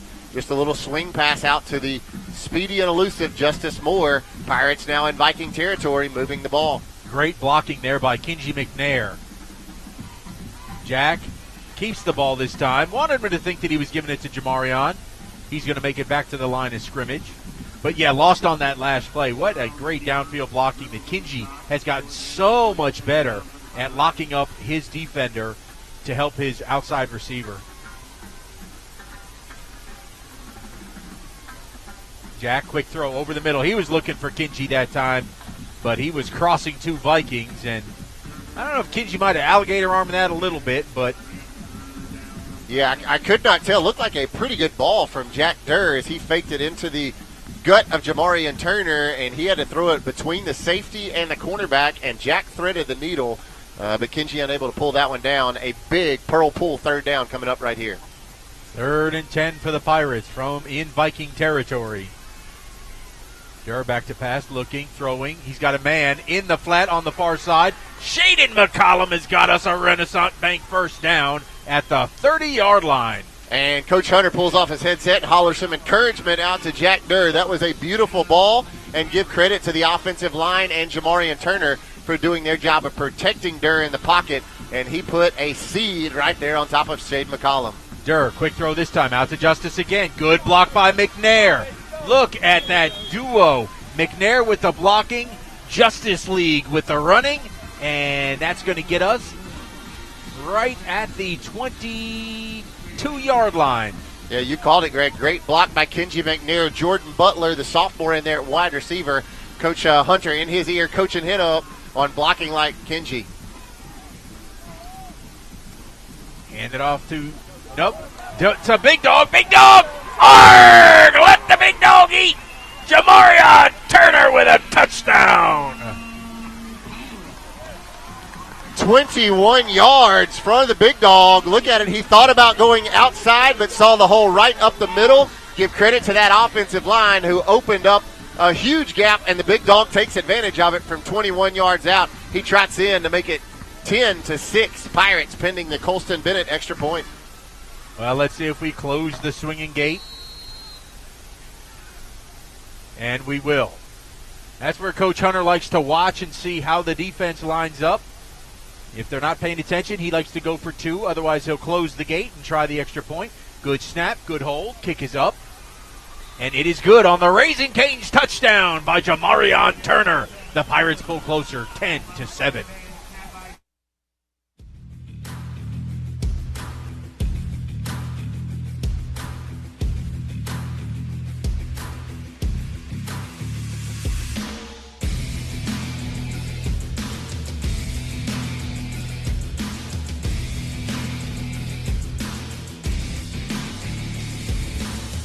Shop, stay, dine, and play at The Connection, Mississippi's retail entertainment destination, located at the intersection of I-20 and I-55 in Pearl. So the Pirates inch a little bit closer after falling behind 10-0. It's now 10-7 with a little bit of life in this place. Professor, you feel the little energy coming back down there? Oh, yes, you could. That last drive, the way it started out, Jack settled down a little bit. Made a couple of plays, shaky at first, but made a couple of plays, got the sideline hyped up, and the fans came in. Just now it's football. And we do the little pooch kick, and that one's going to sail out of bounds, so that's going to be a, awfully good field position. I think we were trying to catch Warren Central napping, get that ball to take a couple of hops and let us recover it, but this is going to give them the ball at the 40-yard line. So far tonight, Jackson Wright for Warren Central, the quarterback, senior quarterback, 4 of 6 for 43 yards, so only put the ball in the air 6 times. He has been fairly efficient with that.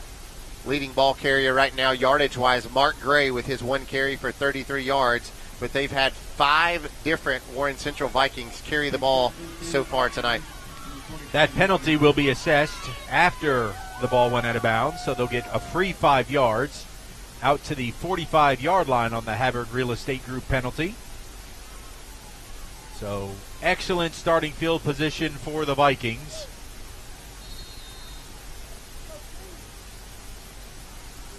Jack Wright, their quarterback, has looked pretty sharp here in the early going. Travion Hall, of course, has made him look even better. Here comes Pirate pressure, and there's the throw. It forced a low throw, and that was defensive line pressure that caused that. Yeah, Caleb Arterberry came on the linebacker blitz. Also in there with him as well was DeMario Ragsdale, number 23, the junior. And Jack Wright somehow got the ball off, as you'll see Arterberry and Ragsdale in the face of Wright over here to his right. And that pass, as you said it, they forced it a little low. They're very fortunate because Arterberry's known to tipping balls up, and he nearly got his hands on that one. Tip that ball up and pick it. Right, quick throw out of the backfield to Hall. Had a chance to get him in the backfield. He's going to motor his way out towards midfield, right at the midfield stripe. A pickup of 5 will force a 3rd down and 5. Kavion Freeman kicking himself as he thought he had his hands on Hall coming out of the backfield, and Hall's making a lot of guys miss tonight, and I have a feeling he's going to do that all season long. Finally, Kai Jefferson able to push him out. Good news, Kai Jefferson back in the game after coming off with a shoulder arm injury in the first quarter. So a Pearl Pool, 3rd down and 5. And nope.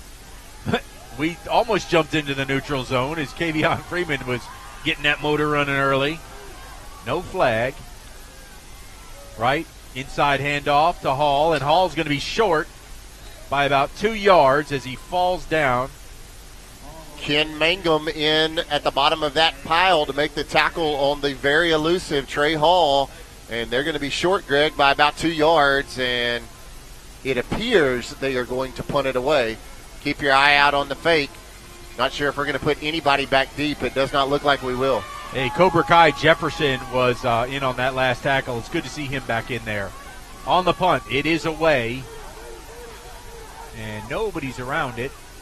Keep running. It was trying to chase after. Poor Evan Williams, the freshman in there on his first ever probably punt in the varsity level.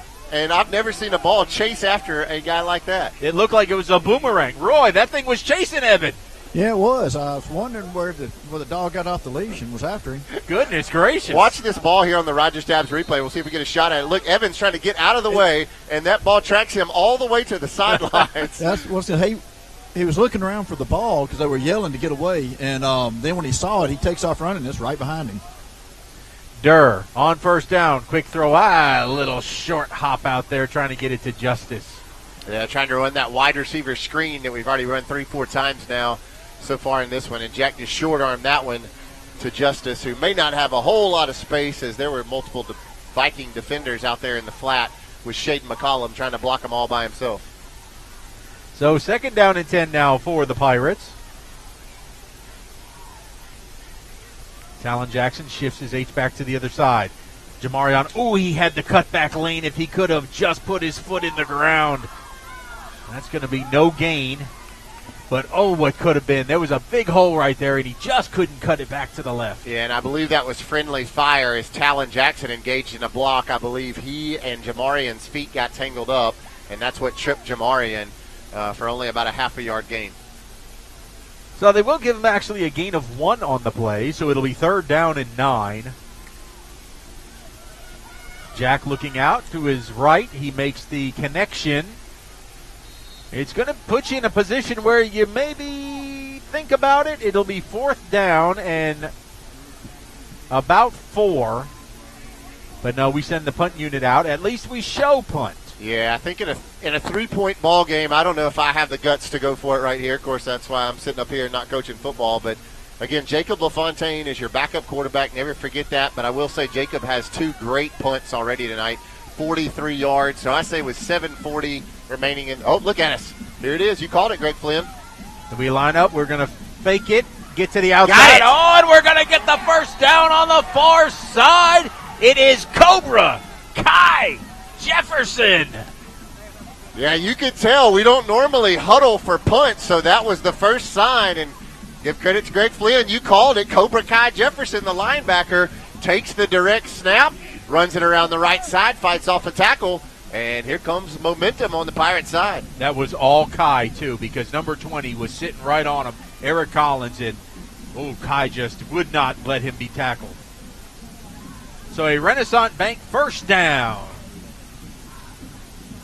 Durr back to pass. Quick throw over the middle. He had Kinji, but he also didn't see the opposing number 6 sitting right there, old Zachary Evans, as he flashed in front and nearly had a pick. Yeah, Evans read that one the whole way as Jack was fully locked in on Kinji on the slant route, and good gracious, Zachary Evans, if he'd have picked that one, he might still be running. Thankfully for the Pirates, it falls harmlessly to the turf, and we'll see second life for 2nd and 10. Durr back to pass, looking left, looking. He has a man over the middle. Kinji batting it around, and he caught it. He caught it on 3 bounces. He's down into Warren Central territory at the 35.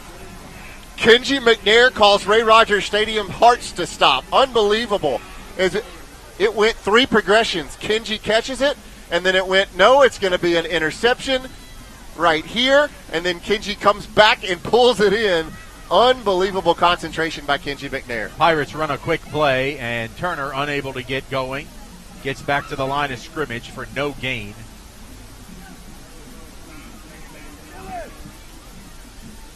Second down and 10 now for the Pirates.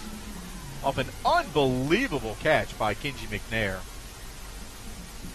Durr, quick throw over the middle, and that one's going to get picked off. That was off the hands of Shaden McCollum, tipped right into the arms of the Vikings. And that is going to be out at the 39-yard line, and this is just tough. Off the hands of Shaden. Yeah, that looked like a pretty good ball from Jack Durr, and Shaden unable to pull it in as it coming in hot. And there's Zachary Evans, who's been all around the ball, almost picked off 2 of them already here in the game.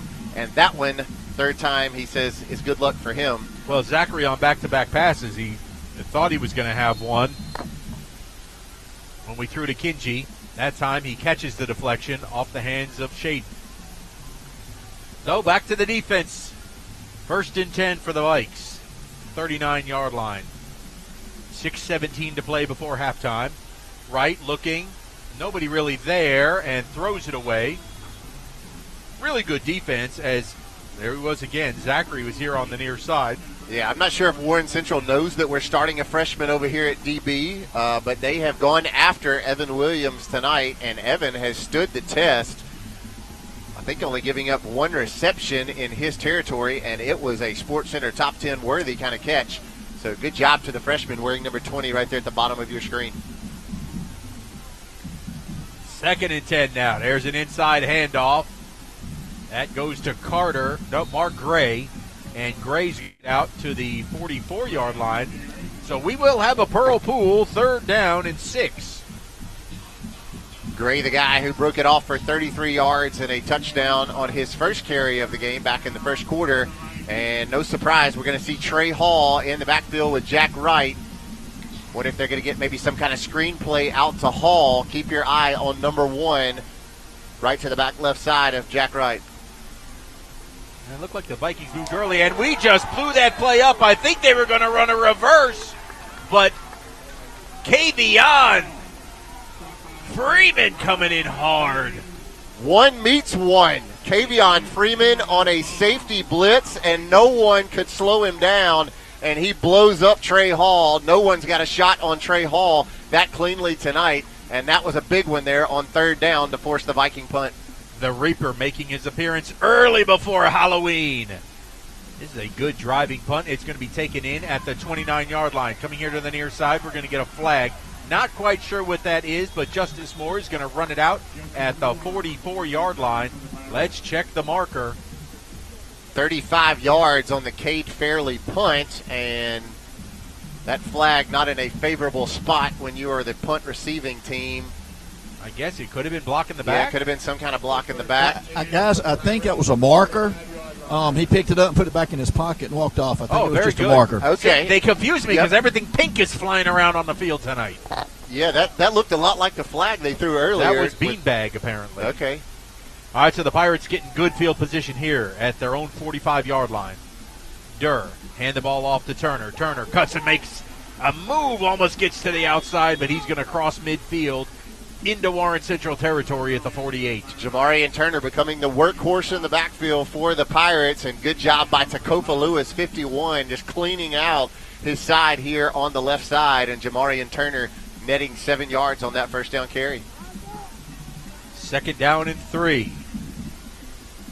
We're going to keep it with Jack Durr. Durr pulled that ball out of the belly of Jamarian and kept it himself, crossing the 40-yard line for a Renaissance Bank 1st down. And that's that little surprise keeper by the quarterback that Jack Durr has surprised really every team we played with. Going quick, he throws a little out pass to Justice. Justice, nice catch and run.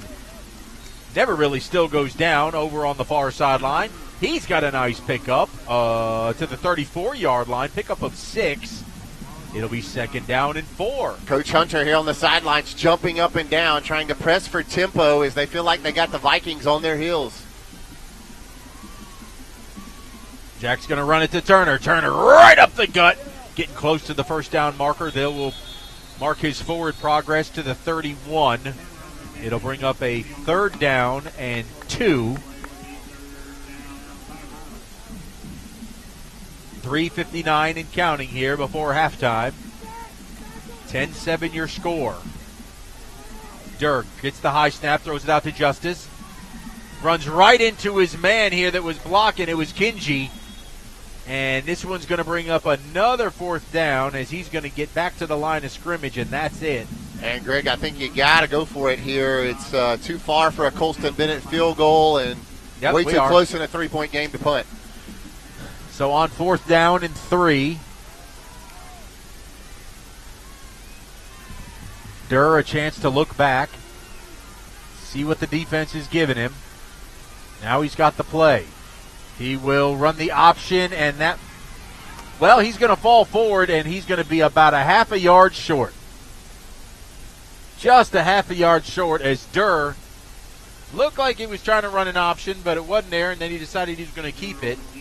And then, the State Fair's in town, and number 18, Ronnie Blossom, just hung on for dear life like he was trying to grab a calf at the livestock show. Yeah, Blossom 6'3", 230 pounds, and he used all 6'3" of that frame. Tip your cap to Blossom. He played that option play exactly like you want to. Stop the quarterback, force him to toss it. Durr never got rid of it. Blossom held on, and we come up about a half yard short, but you got to be really happy with the offensive momentum that you saw there on that drive. Now it's the defense's turn once again to hold. Our defense seems to be getting better as the game is going on. There's a handoff. They try the left side. Nothing doing over on that side. Back to the line of scrimmage if they're lucky. Defense looking really good on these last 4 or 5 plays, slowing down this rushing attack that was really having their way with the Pirates back in the first quarter. Trey Schaefer with a tremendous hit closing the hole. He was our defensive spotlight in the pregame show. Trey has just done gangbuster-like work the last 3 weeks. 2nd and 10, right, back to pass. Good coverage in the secondary. Now he finds a 3rd option. It's going to be out for a 1st down, out to the 44-yard line. Big tight end there.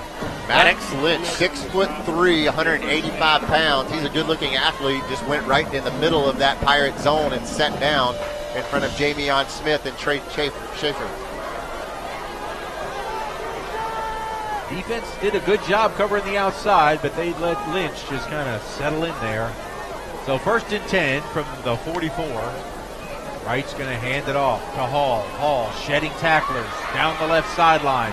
He's going to pick up another 1st down, this time in Pirate territory to the other 44. Don't blink on Trey Hall. That guy is some kind of quick, and he made one guy miss and bounces to the outside just like that. He picks up 12, 13 yards on 1st down. 2 minutes and 4 seconds remaining here in the second quarter. Vikings up by 3, and scoreboard shows they have all 3 of their timeouts remaining. Pirates have 2. They were forced to call one right at the end of the first quarter. So right on 1st down. Hand the ball off. Initial contact in the backfield. Now the rest of everybody comes on in there. Kent Mangum could not make the first play, and now we're going to get a flag coming in very, very late. Roy, did you see what that could be? I didn't. I was looking to see if it was face mask, but I didn't see anything. Demario Ragsdale, the guy who had first contact with Carter, unable to tackle him. Yep, it's going to be 9. It's going to be a late hit on Maddox Lynch. Great look there on the replay. Got to be. Yep, 15 yards, Maddox Lynch, and that's a sophomore who made a bonehead mistake when your team was driving with less than 2 minutes remaining in the I believe he hit Mangum, didn't he? Yeah, I believe so, and then Mangum fell into the legs of Ragsdale. Trying to help sell that call just a little bit. So a good Havard Real Estate Group penalty for us. That's going to put Warren Central back on the wrong side of the tracks. As not only was it a loss on the play, but now a huge penalty. And they've got to get to Richland right now for a 1st down. 2nd down and long way to go. Right, back to pass. He's going to throw. Looking for Lynch again. This time he makes the catch. Spins out of it at midfield to the Pirate 48. He's going to bring up a 3rd down and 14. As we said in the opener, that's their go-to guy, Maddox Lynch, 302 yards receiving on the season. And he's using every bit of that big body to just try to overpower the defense. But Warren Central got a long way to go here with coming up on 1:15 remaining before the half. Let's see if the Pirates want to send pressure. Right now just showing 3. Schaefer cheating up, creeping up. Here he comes from the linebacker. They throw a quick screen on the inside. Oh, we're going to give up the first down and maybe more because there goes Hall. Hall's going to score himself a 48-yard touchdown as they had the blitz buster play called right there. A beautiful wide receiver screen and execution by Warren Central. They had the guys downfield that they needed, and Trey Hall don't need a whole lot. That guy is some kind of fast, and you give him open turf, which is what he had. Jack Wright put it where he needed it at 49 yards later. That one hurts after not being able to cash in offensively and then giving up a touchdown with 60 seconds remaining in the half. The extra point is up and good, and with a minute 1 left, it is 17-7, Warren Central. Dive and a catch made by Michael Harris II. And kiss it goodbye. Home run number 2 for Vaughn Grissom. The Mississippi Braves are proud to support the Pearl Pirates. The 2023 schedule is out, and we open the 18th season of Braves baseball at Trustmark Park on Friday, April 7th. Season tickets, sponsorship opportunities, and group tickets are available now by visiting MississippiBraves.com or by calling 888-BRAVES-4.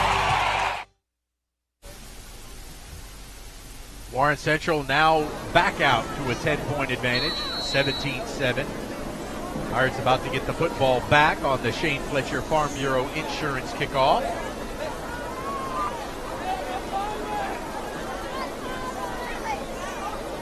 Warren Central has loved to kick it deep, and when you have a guy with a decent leg, you love to do that. Ball taken in at the 10, throwing it across the field.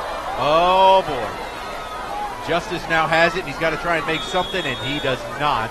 As a little razzle-dazzle went a little fizzle-fizzle there. First and 10 for the Pirates. That's a play that when it works, it looks really good, but when it doesn't, it does not look good at all. Kenji McNair caught it, tried to throw it back across the field, and that's a long way to throw a ball when you're a guy who's in a game not to throw a ball, and you got a wide receiver glove on. Well, that's a shortstop deep in the hole trying to throw it to first base on a short hop, and Justice is not a first baseman. So that he didn't have his mitt. No. 2 timeouts and 53 seconds remaining, 90 yards of turf in front of them. This is a moment where you just don't make a mistake. They're back to pass. He'll throw over the middle. A little bit behind and dropped out there by Kinji. Definitely needed to throw it in front and definitely got it about 2 yards behind him. Yeah, that ball a little bit behind Kinji, and he tried to lean back to catch it, unable to do so, and not bad that it falls to the turf. Stops the clock, gives us another chance here on second down. Second down and 10. Durr, quick throw out into the flat. This time it's Justice. Good block out there by McNair. Justice is going to get positive yardage. He'll get it out to the 14-yard line. And they're going to mark him out of bounds to stop the clock. Bring up third down for the Pirates. Don't necessarily know that I like stopping the clock right there, but, you know, gives us a chance. Third down and 7. Again, do not make a mistake. You're only down 10. 47 ticks left on the clock. Warren Central will receive the second half kickoff as they won the toss and deferred. And now we're going to get a timeout, and that is going to be called by, well, I don't know who that's called by. I think somebody thought maybe there was a timeout. Now let's see what the discussion is going to be about. I don't think the Pirates called the timeout. No, they didn't. Somebody walked up and spoke to the official. Yeah, he stepped out, blew a whistle. I'm not sure who the guy is here on the near sideline who had a conversation with the line judge. Roy, any idea what that was about? I don't. I'm kind of as confused as you are. I don't know who that fella is, but he made us blow the whistle. All right, well.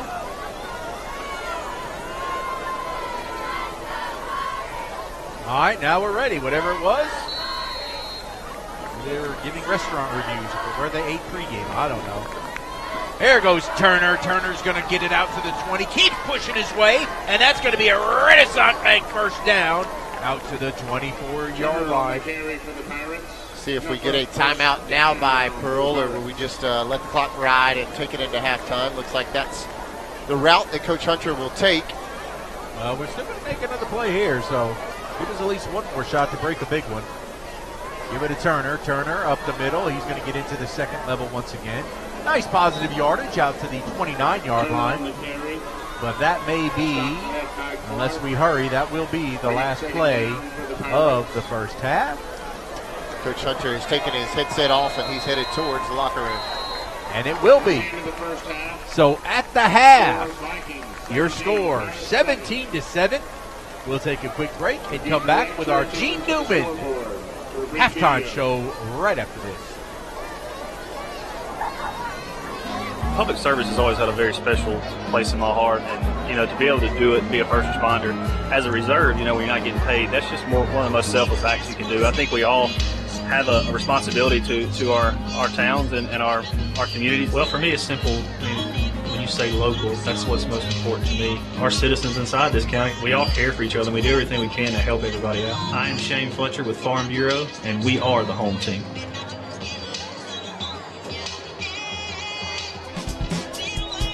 When pirates need a feast, they sail to Mugshots Grill and Bar. Voted best burger in Mississippi for 13 years in a row, Mugshots proudly serves fresh, never frozen certified Angus beef. X marks the spot at 2 locations on the map, in Pearl and Riverwind Drive in the movie theater parking lot, and in Flowood on the corner of Airport Road and Lakeland Drive.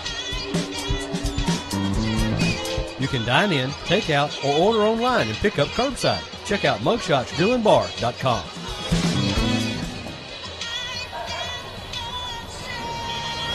Let's give him a Renaissance reflex. Make the right call for 24/7 roadside assistance and sign up for Renaissance Rewards Extra Checking today. Leave it up to us at Mississippi Arkansas Ag for your John Deere All-Star package. The 3025E Tractor Plus Loader, Box Blade, Rotary Cutter, and a trailer at just $349 per month. Visit agup.com for more information. Leave it up to us at Mississippi Arkansas Ag for your John Deere All-Star package. The 3025E Tractor Plus Loader, Box Blade, Rotary Cutter, and a trailer at just $349 per month. Visit agup.com for more information. All right, folks, welcome back into the Gene Newman halftime show. And, Representative Gene Newman, a great one of our legislators. Well, we are now joined by one of the great Rankin County supervisors. It is Steve Gaines, who, but Steve, you kind of butt up against Pearl, so you're close enough. I joined Pearl pretty much the entire week. I say north and south. I joined Pearl, Brandon, and then also Flowood. And Jay Bishop and myself have worked together for a couple of terms. And the great things that are going on in Rankin County could not be achieved without the Pearl leadership. Pearl has come along so much with the leadership of the mayor. Jake is one of our dear friends, and he is a tough guy. He's going to protect the people in Pearl. He loves Pearl. He's the fabric of Pearl. And then, of course, Jay, and it goes back to Mr. Rogers, our dear grandfather. We'll never outgrow Mr. Rogers. But Pearl is a great opportunity now for whether you're commercial or residential. This is a place to raise your family and safely when you are so close to other elements. Jake and the police department, the fire departments, the first responders are so great right here. Well, and Steve, one of the things I really like is the partnership that you have, not only with Jay Bishop, our supervisor, yes, but that the entire board has for providing yes, for Rankin County. Yep. You guys have helped co-fund so many projects here in the city yep, to help us grow. Well, I look at that. The people in the city, whether it's Pearl or Brandon, or they pay taxes. They pay county taxes. And they deserve to be assisted, to be protected. The best thing that I can do is to provide an avenue for their communities to be the safe and a place that you want to raise a family, the atmosphere, get government out of the way, and give your taxes back to you. This school is unbelievable. Well, some of the projects that I know Rankin County has played a role in here is a lot of the repaving projects that we've done here in the city. And that's where you talk about those tax dollars. That's you guys, where it goes. You guys make sure it gets reinvested back into infrastructure. We received, I want to say it was 2 or 3 years before COVID, right before COVID, Rankin County received an award for the best county roads in the United States. No county in Mississippi has ever received an award for its maintenance of the roads. We were number one. That made, I didn't sleep for 3 or 4 days when I heard that. Well, the supervisors just take such pride, not only in Pearl, but through all, whether it be Flowood, whether it be, that city to our east, we don't like to talk about them, but, Richland and Florence and all those other folks. It's just great. Rankin County as a whole, as the county goes well, each of its cities go well. We are like a chain. We're only as strong as our weakest link, and we make sure we don't have a weak link. And if you hadn't been able to tell, I'm a little passionate about Rankin County and Pearl. When I run, even when I don't have an opponent, I will stand on the corner right up here at 80 and Crossgates, which is pretty much my corner of Pearl, Brandon, Rankin County, to let them know that I am there. People come by and they look for me even when I don't have an opponent. Well, final question for you. In a couple of weeks, we're going to play that city to the east. I'm going to be here. And I know you'll be here, but which side will you be sitting on? I'm going to sit in the middle. Hey, I am one of the biggest sports fans, high school and college, since I was a kid. And I understand the competition. I understand. But I love your kids that play men that are playing ball now. Yeah. I love you. I love your parents. And one day you'll sit where I sit, and you'll understand what I'm saying. Play hard, play clean, and at the end of the night, leave it on the field. 100%. Yes, sir. That is Steve Gaines, Rankin County Supervisor, who does so much for our community, along with Jay Bishop. Thank you. Jay, I spoke with him, and all you know, Jay, he couldn't make it up the stands, but I'm here for him, and I appreciate y'all doing what you're doing in Pearl, and I'm here to assist you anytime I can. Awesome. Put it here. Thank you, Steve. All right, buddy. So much. Thank you. We will continue on the Gene Newman Halftime Show right after this.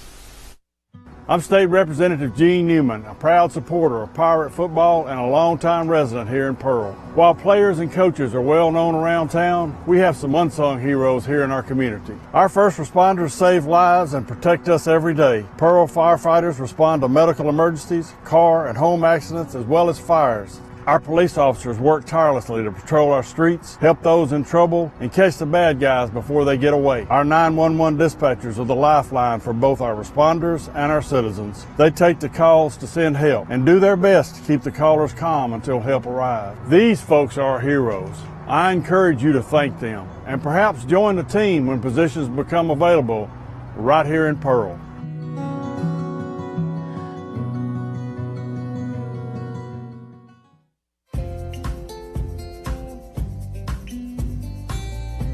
Hello, I'm Mayor Wyndham, and I'm thrilled to show you the city creating its own future.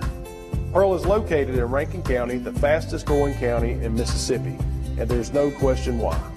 Access to great schools, even better shopping, and unbridled beauty make Pearl a town that truly embodies its name. And with a truly exceptional team of first responders, public safety is another key component of our success. With fantastic housing opportunities from quaint suburban neighborhoods to gorgeous lakefront properties, there's a place for you here in Pearl. You can't beat the location. Right outside of Pearl is the crossroads of the South, where Interstate 20 meets Interstate 55. From here you can travel anywhere within the state or the country. Or you can choose to stay right here in Pearl to enjoy a Mississippi Braves baseball game or experience the small town atmosphere, community pride, and heart of the local residents. I'm Officer Kyle Carmerdale. And I'm Officer Alfred Jenkins, School Resource Officer with the Pearl Police Department. And our job is to protect students. Here in Pearl, we have zero tolerance for drivers that break school bus laws. There are 4 things to know. Stop at least 10 feet from the bus when it is loading or unloading. Don't move until kids have crossed the street to or from the bus. The flashing red lights are no longer activated. The stop sign on the side of the bus is retracted. When we catch you, you get a ticket up to $750, up to a year in jail, or both. Please pay attention so every student can get to school and home safely. The Exchange is a church that is for Pearl. The Exchange exists to make the love of God visible and tangible to our city. Whether it's gifts and prayers for our teachers and students, acts of service for those in need, family-friendly activities for our city, Thanksgiving meals for families, encouragement for the next generation, or hope when people need it most, the Exchange is for Pearl. And the Exchange is here for you. Find a place to belong, grow, and serve by visiting us online at theexchange.cc. Come smile with Sky. Sky Family Dental of Pearl provides complete dental care for the entire family. Oral exams, cleanings, dentures, implants. Most insurance is accepted and financing is available. Call now to schedule your appointment. Come smile with Sky. With the My Trustmark mobile app, no matter where you happen to find yourself, there's a world of opportunity. Check your balances from a friend's house. Deposit checks with a smartphone or tablet from the back porch. Or send payments with email or text during a family get-together. Live your life more freely. Make My Trustmark your Trustmark. Get started at trustmark.com.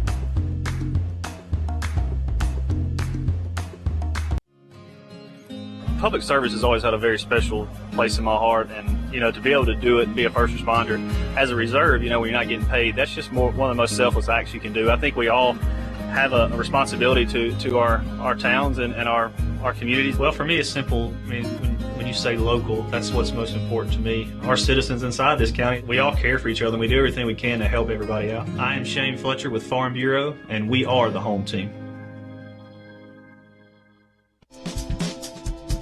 When pirates need a feast, they sail to Mugshots Grill and Bar. Voted best burger in Mississippi for 13 years in a row, Mugshots proudly serves fresh, never frozen certified Angus beef. X marks the spot at 2 locations on the map, in Pearl and Riverwind Drive in the movie theater parking lot, and in Flowood on the corner of Airport Road and Lakeland Drive. You can dine in, take out, or order online and pick up curbside. Check out mugshotsgrillandbar.com.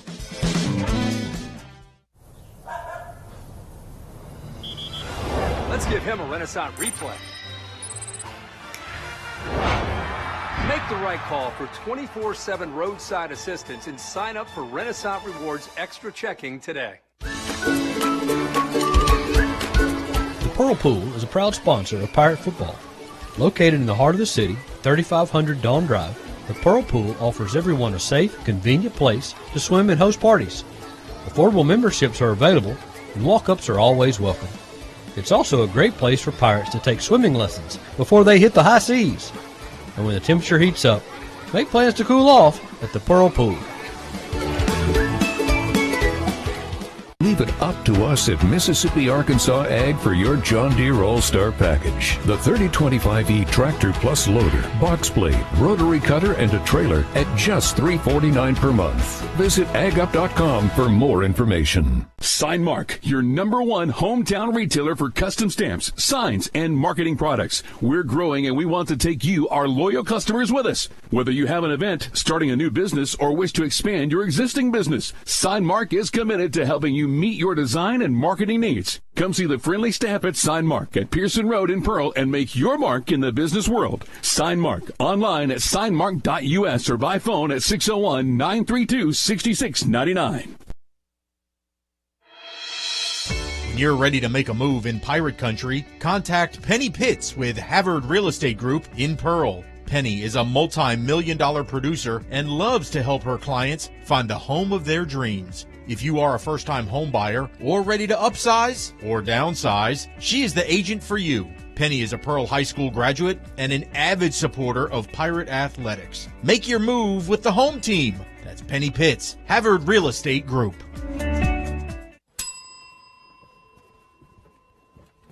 I'll take one of those shovels. Oh, those shovels are lease only. But I just want to dig a hole. Well, I can sell you the sweet, sporty, compact model for cash. You wouldn't put up with this at a hardware store. Don't put up with it when you buy a car. So come to Rogers Dab Chevrolet. It's easier here. These fresh, never frozen chicken fingers at Raising Cane's are so delicious. They speak for themselves. So, while you watch, I'll tell you all about our secret dipping sauce. First off, it's a sauce. And you use it for dipping. Yeah, that's all I can tell you. Because it's, secret. Raising Cane's. One love. Think of the... Welcome back to Pearl High School in Ray Rogers Stadium. Here on the Gene Newman Campaign Halftime Show, where the Pirates trail the Warren Central Vikings 17-7 in this Region 3 6A matchup here at Pearl High School. And now for your halftime entertainment, we're going to present to you the sights and sounds of the award-winning Pearl Pirate Marching Band and their 2022-23 show called Well Loved. Jacob Lyons and Ethan Gankler on trombone, and Emma Harrell on oboe. And now, under the field direction of drum majors Elizabeth Sudduth and Diana Hernandez, we proudly present the award-winning Pearl Pirate Band.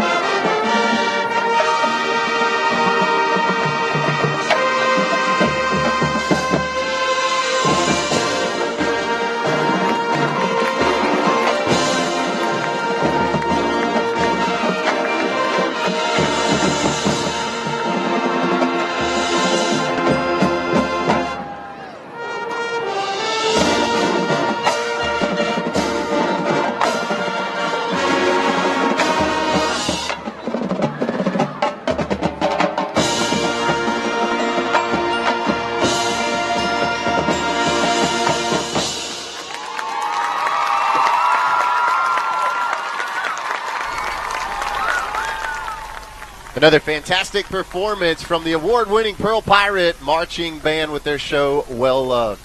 We're going to take another quick break here on the Gene Newman Campaign Halftime Show. We'll be back with some scores from happening around the state and region, as well as some stats from the first half as we get ready for the kickoff of the second half. It's 17-7 Vikings over the Pirates. I'm State Representative Gene Newman, a proud supporter of Pirate football and a longtime resident here in Pearl. While players and coaches are well known around town, we have some unsung heroes here in our community. Our first responders save lives and protect us every day. Pearl firefighters respond to medical emergencies, car and home accidents, as well as fires. Our police officers work tirelessly to patrol our streets, help those in trouble, and catch the bad guys before they get away. Our 911 dispatchers are the lifeline for both our responders and our citizens. They take the calls to send help and do their best to keep the callers calm until help arrives. These folks are our heroes. I encourage you to thank them and perhaps join the team when positions become available right here in Pearl.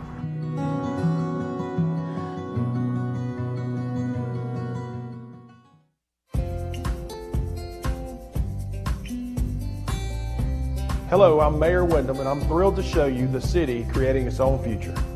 Pearl is located in Rankin County, the fastest growing county in Mississippi, and there's no question why. Access to great schools, even better shopping, and unbridled beauty make Pearl a town that truly embodies its name. And with a truly exceptional team of first responders, public safety is another key component of our success. With fantastic housing opportunities from quaint suburban neighborhoods to gorgeous lakefront properties, there's a place for you here in Pearl. You can't beat the location, right outside of Pearl.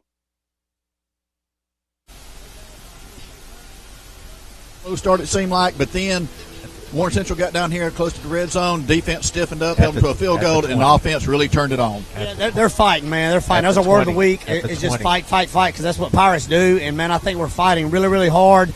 Obviously, huge while ago. We had a lot of momentum after the fake punt going in, and ball got tipped and picked, and then we have them 2nd and 25, and they get a screen. Just a great play call by them, really got us. We got to continue to fight, though. We got to continue to fight. All right. Coach, good luck in the second half. I know you're ready to get going. Thank you. Guys, I'm telling you, the atmosphere down here is really great. The team is fighting. I guess that would be, he said it is the word of the week, and you can see that down here. These guys are not giving up, and I'm excited for what's going to happen here in the second half. Indeed, Roy. Good job down there. Pirates find themselves 10 points down on the scoreboard. Warren Central will receive the kickoff because they won the toss, deferred here to the second half. So Keller Reed has our Shane Fletcher Farm Bureau insurance kick teed up and ready to fly. Once again, Greg Flynn, Bryant May, and the Professor Roy Harper here with you tonight on a beautiful fall evening. And we're going to start off with a little pooch kick, and that will be caught at the 40.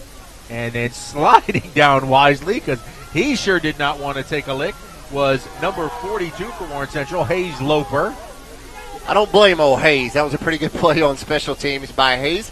Take a look at some of the stats for Warren Central offensively in the first half. Jackson Wright, 8 of 12, 123 yards, and 1 touchdown passing in the first half.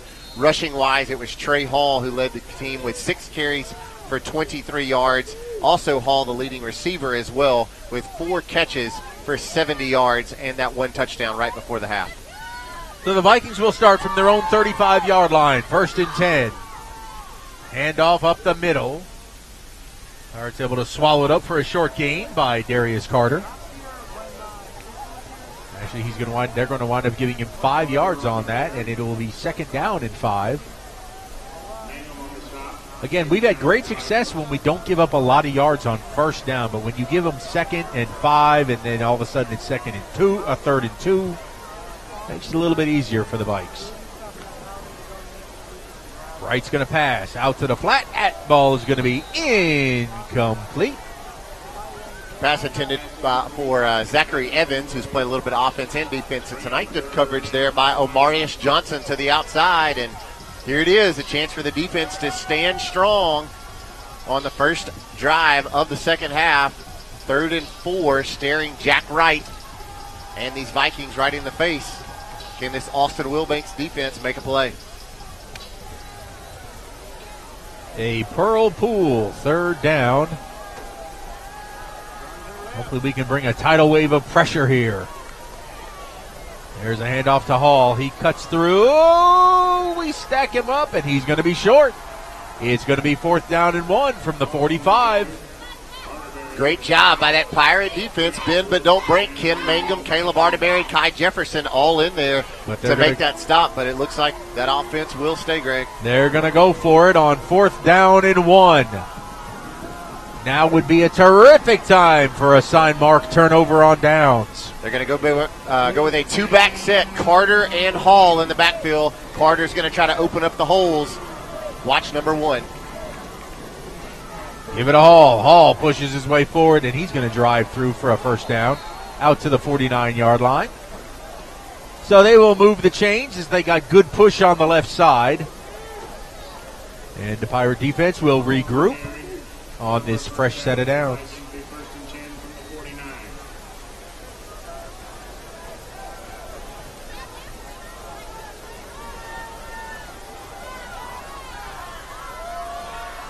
Wright's got a 4-receiver set, 3 here to the near side. Carter is in the backfield. Wright, quick throw over the middle. Too high, looking for Zachary. Incomplete. Jack Wright kicking himself because he thought he had Evans wide open crossing, and he did. He just overthrew it right off the fingers of the 5'9" junior wide receiver Zachary Evans, and that'll set up 2nd and 10. No, this is where the Pirates have done well when they keep the Vikings in 2nd and 3rd and long. They dodge a bullet there on 1st down. Now they go strong right. Hand it off and they run to that side. Pirates are indeed there. Good tackle by Deuces, Jamion Smith. Jamion coming up and plugging the hole from his safety spot in the running game. Great job, Kai Jefferson, just watching number 5, and he's going to take a seat as Kai made a tackle back in the 1st quarter, and looks like he went in with the shoulder maybe, and I don't know if it's some numbness. I don't want to speculate too much, but he came off, and it came back in the 2nd quarter, and you could tell it's bothering him again on that right side. Looks like Hanor Singh, number 8, getting ready to check in for him. We had to take an injury timeout. Roy, it looked like it was his bicep that he keeps trying to stretch out. Yeah, that's what he's grabbing. And I think when he made that tackle in the 1st quarter, that's what he reached out and hit his bicep, and it may be a bruise or something, but I'm going to see what I can find out here in just a few minutes. All right, so the quick injury timeout is over. Our defense heads back out there. Take a quick look at some scores happening around the region and state so far tonight. Brandon up big on Meridian, 41-7 at the half.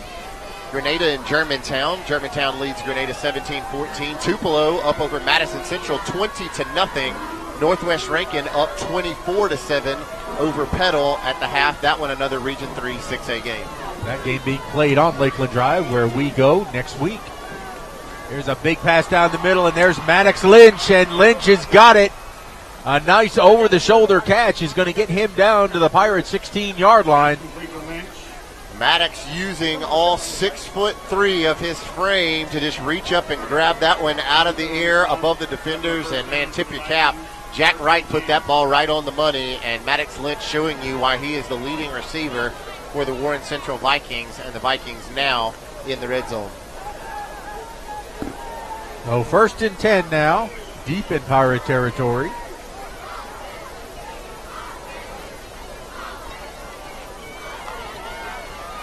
There's an inside handoff to Gray. Gray spins, and the Pirates are there to meet him at the 15. Give us an opportunity now to talk about the John Deere Ag Up red zone is where we are. We've seen the Pirates make some huge stances in that John Deere Ag Up red zone, and, man, we could use one right now to keep this one to a 2-score ball game. Pirates trailing 17-7. Coming up on 8.5 minutes remaining here in the 3rd quarter. Pirates looking to try to even up to 2-2 in region play here at home tonight. So a 2nd down and 9 for these Vikings. Wright's going to hand it off to Hall. Hall trying the left side. Pirates are there once again. Nice going down the line, stringing that out, and putting Hall down on the ground. Yeah, that's Honor Singh, who's in there for Kai Jefferson. Good job by Honor following the very elusive Trey Hall. And Honor at the bottom of that pile, helped out by Demario Ragsdale, big number 23. Here comes third down. A Pearl Pool, 3rd down and 8.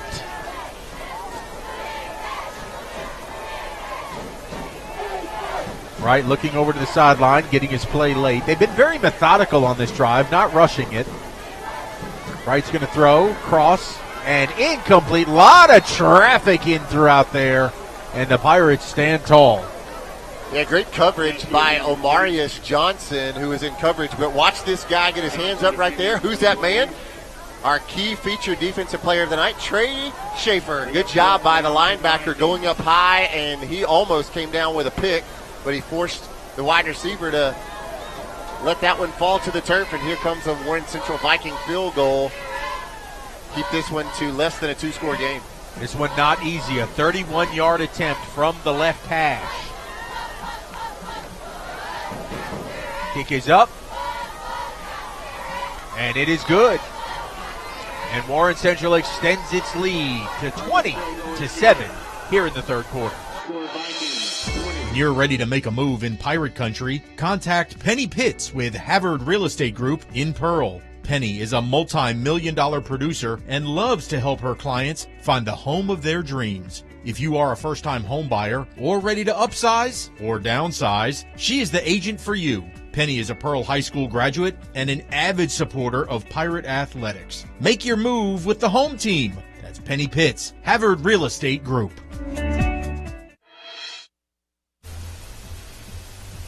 Back in here at Ray Rogers Stadium, where Warren Central has moved out to a 13-point lead. Very big deal because now it is still a 2-touchdown game instead of a 3-score game had they scored a touchdown on that drive. So our Shane Fletcher Farm Bureau insurance kick is in the air, and a good deep kick. Kenji McNair is going to take it in at the 2, drops it, picks it back up. Crosses the 10, out to the 15, got some space. Breaks it. Oh, and that's got to be a horse collar like nobody's business. There it is. And here come 1, 2, 3 flags. Everybody throw a flag.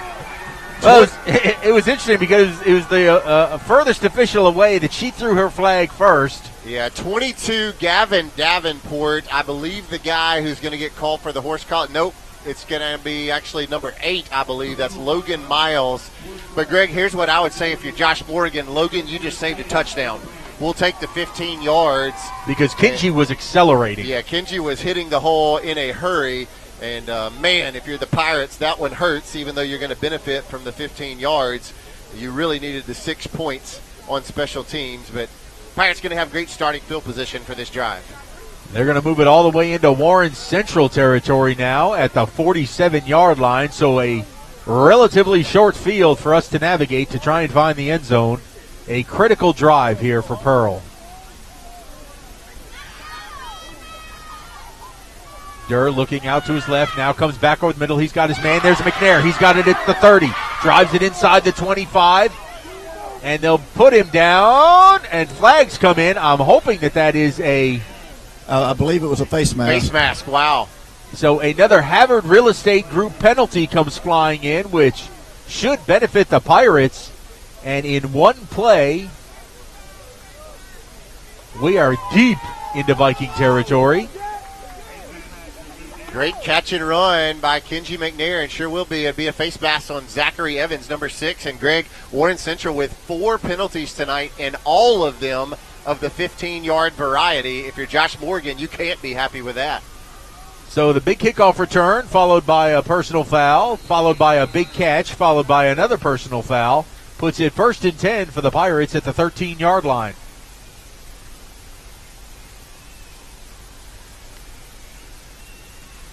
Hand it off to Big Dog, and Big Dog. That looked like another face mask. Or a horse collar. Somebody grabbed him up around the back of the shoulder pads, and Big Dog still not going down until he gets to the 10-yard line. Yeah, it was clearly a face mask, but I don't think anybody saw it but us. Look at it here on the Rogers Dabbs replay. They're also going to get a great look here on the Jumbotron. at Ray Rogers Stadium. And wow, 34 with a whole chunk of Jamari Turner's face mask. No flag. Here comes 2nd and 8. From the 10-yard line of the Vikings, we can get a first down at the 3-yard line.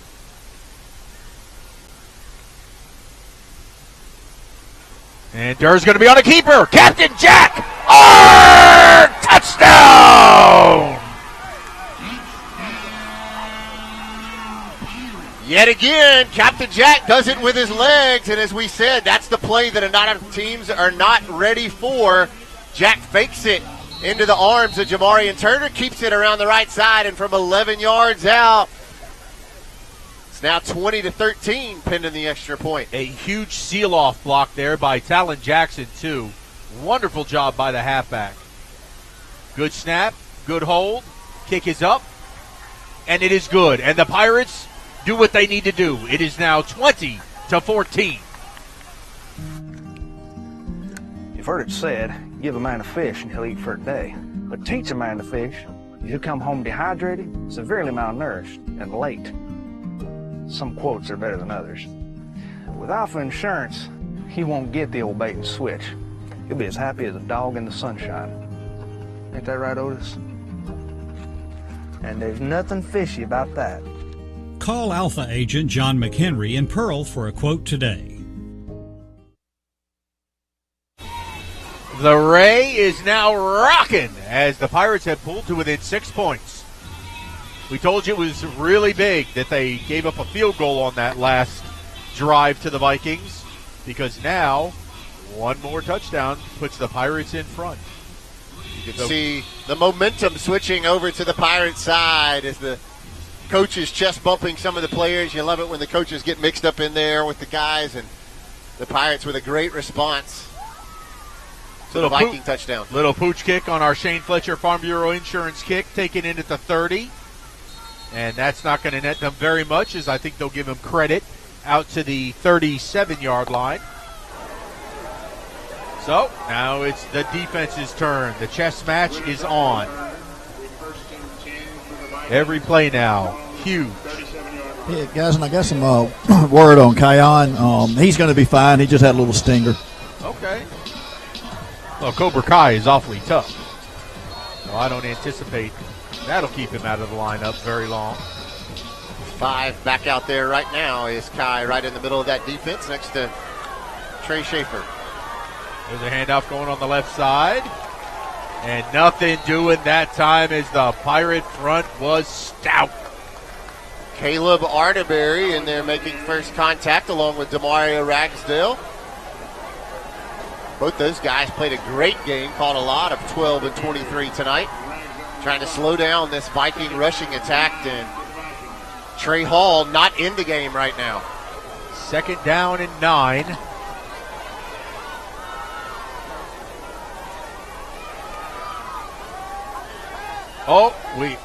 We sniffed that out. That's going to be a forward pass. But boy, did we have that sniffed out.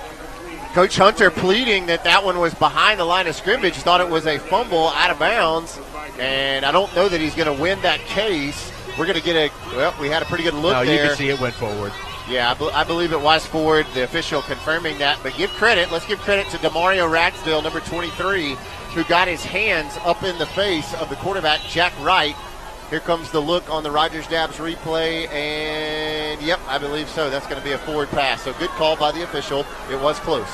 3rd down and 9, brought to you by the Pearl Pool. We get pressure. We're flushing. We come around. The ball's loose. It's out. The Vikings will recover it, but forcing the 4th down. Woo-wee. Darion Bullock, have a night. 78, the sophomore getting the start. And I believe Ken Mangum may have also been in there. Let's see who got their hand in there first. Yep, it was Darion Bullock. They're going for it on 4th. Nope, okay. I read it wrong. That punt is away. A nice high spiral. Justice Moore, I thought he signaled for a fair catch. And once again, they pull him down from behind. Not quite a horse collar, because I guess they just grabbed the jersey. But, boy, that's certainly not form tackling. See if we can get a look here on the end zone cam. On the Rogers Dabbs replay. Grabbed him by his T-shirt down at the bottom. If he'd only worn just the jersey tonight, he'd still be running. All right, so the Pirates have it back with a chance to take the lead on this drive. They will have it on the 21.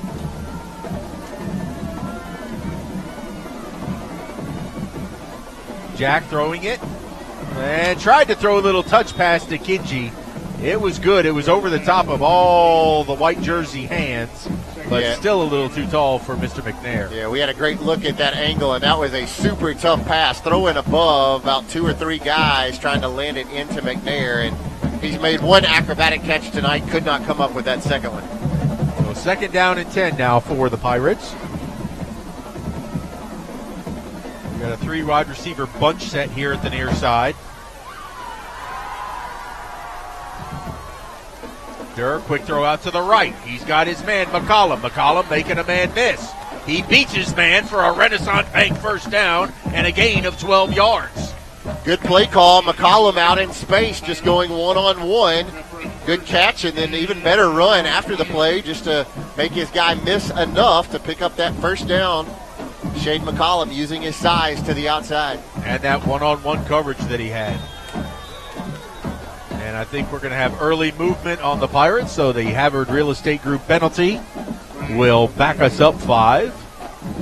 It'll make it first down and 15 from the 28-yard line. Pirates with only 2 penalties so far tonight. Really clean game in that department.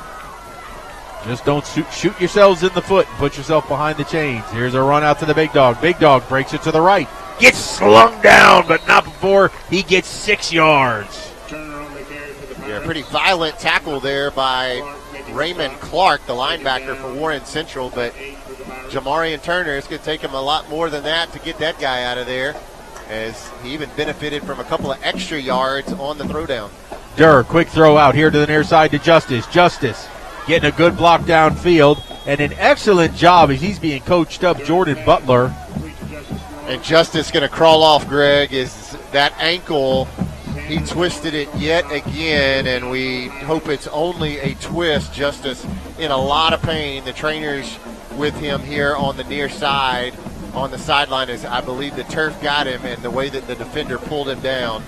An unfortunate sight there for number 2. Well, Justice poor Justice has been suffering from that high ankle sprain, which never wants to heal. It's a nagging injury. And he's been playing through some pain. Durr on the keeper. He's going to push it over the 40, out to the 45, and Captain Jack's going to move the chains.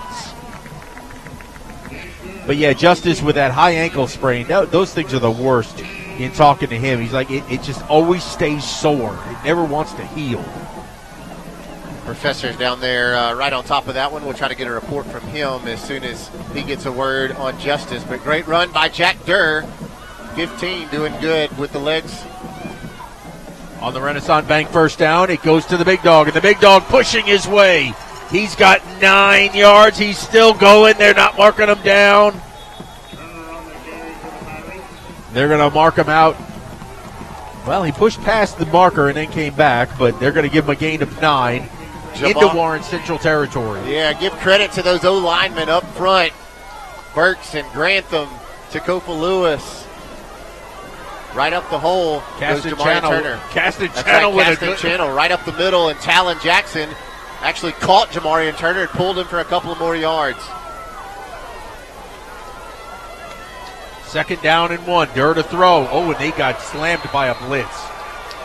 Nobody picked up number 5, Julian Demby, and Jack could not escape that. I mean, there was no chance. Yeah, Jack had no time and nowhere to go as Demby came from his linebacker spot on a blitz, and he was fully untouched. So nobody could chip him, and it's going to bring up a Pearl Pool, 3rd down and 10. Durr throwing over the middle. He's got his man. That is Kinji. Kinji driving his way, and a flag's going to come in. Yeah, I believe we may have another face mask. Warren Central's been notorious for grabbing the face gear tonight, and I think they've got another one, as that's going to be a Renaissance Bank first down. But let's check the Havard Real Estate Group penalty flag, and it is indeed a face mask, as you saw it got grabbed on that first spin. the third face mask penalty of the night against Warren Central. So 45 yards of free yardage for Pearl just via the face mask penalty. And that one going to help the drive here as the Pirates looking to take the lead in the third quarter. It's 20-14. Kendall Burke's doing a tremendous job. He gave him a little escort down there, helping McNair pick up a few more yards. And it is 1st and 10 for the Pirates from the 22-yard line of the Vikings. We'll run it again. There goes the big dog, left side, breaking it into the secondary and inside the 10 to the 8. Jamarian Turner breaking off 15 inside the 10. It's 1st and goal. The big dog came hungry. Durr, quick throw to his left. Nobody home as Butler did not turn around. Again, Butler making his first appearance in varsity play. Yeah, I believe there may have been a little miscommunication there. Jack put the ball exactly where it needed to be, and if it just turned around, it was there for a big game. That's just that inexperience. So 2nd down and 10. Jack's going to keep it again. Can he break that tackle? He gets inside the 5 to the 4. Like the play call, Royvion Qualls, 34. He's a big boy, 5'11", 285, and he's just holding on to the freshman, Jack Durr. Here's a big play. Trying to close it out here in the John Deere Ag Up red zone. 3rd down and goal.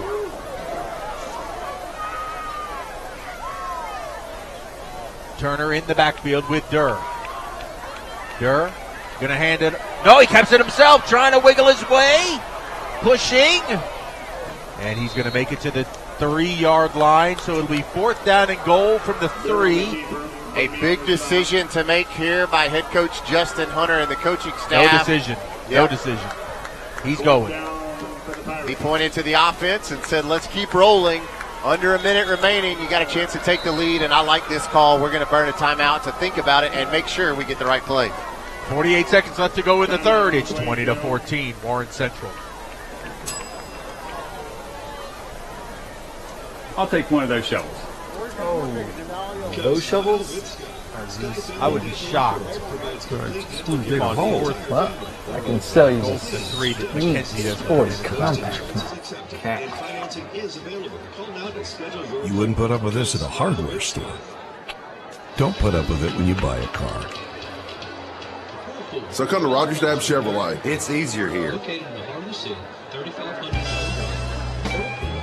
These fresh, never frozen chicken fingers at Raising Cane's are so delicious. They speak for themselves. So, while you watch, I'll tell you all about our secret dipping sauce. First off, it's a sauce. And you use it for dipping. That's all I can tell you. Because it's, secret. Raising Cane's. One love. 4th down and goal from the 3. The Pirates will go for it. TJ McKenzie, the Bull. Big running back comes in for us. Isaiah Wynn in the backfield. Watch the sophomore. He's fast. Now everybody will shift around. Wynn goes into the slot. Wynn in motion. Durr rolling out to that side, looking back. The throwback pass. It is caught by Talon Jackson! What a timeout by the Pirate coaching staff to get the exact play call that you needed, and what a big one, and it could not have been executed any better by the Pirate offense. Everybody goes left, Talon Jackson goes right, and a beautiful throwback by Jack Durr. Now here's a huge extra point for the lead from Colston Bennett. We close the swinging gate, so we will kick it. Good snap, good hold, kick is up. And it is good. And with that, the Pirates take the lead, 21-20, with 44 seconds to play in the third quarter.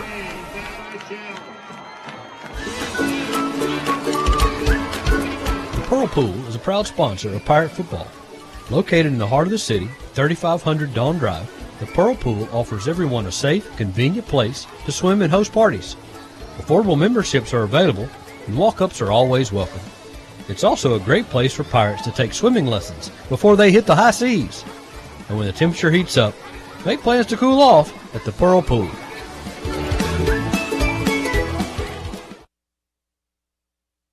We are back ready for the Shane Fletcher Farm Bureau Insurance kickoff. And for the first time tonight, the Pirates find themselves in front on the scoreboard by a point at 21-20. In the last 7 minutes, the Pirates have scored 14 unanswered points. A little pooch kick here to the near side. That ball will be caught at the 45. And that's kind of been the go-to play tonight. And, Greg, that has to be out of respect for the speed of the Warren Central special teams. Trey Hall is back deep along with number 20, Eric Collins. And we've seen those guys' speed, so we have just refused to kick it to them. Yeah, I talked to Keller today in class, and asked him about just putting one through the end zone one time, and he said that they weren't going to be going anywhere near deep tonight. So, Warren Central will start off with good field position at their own 45-yard line.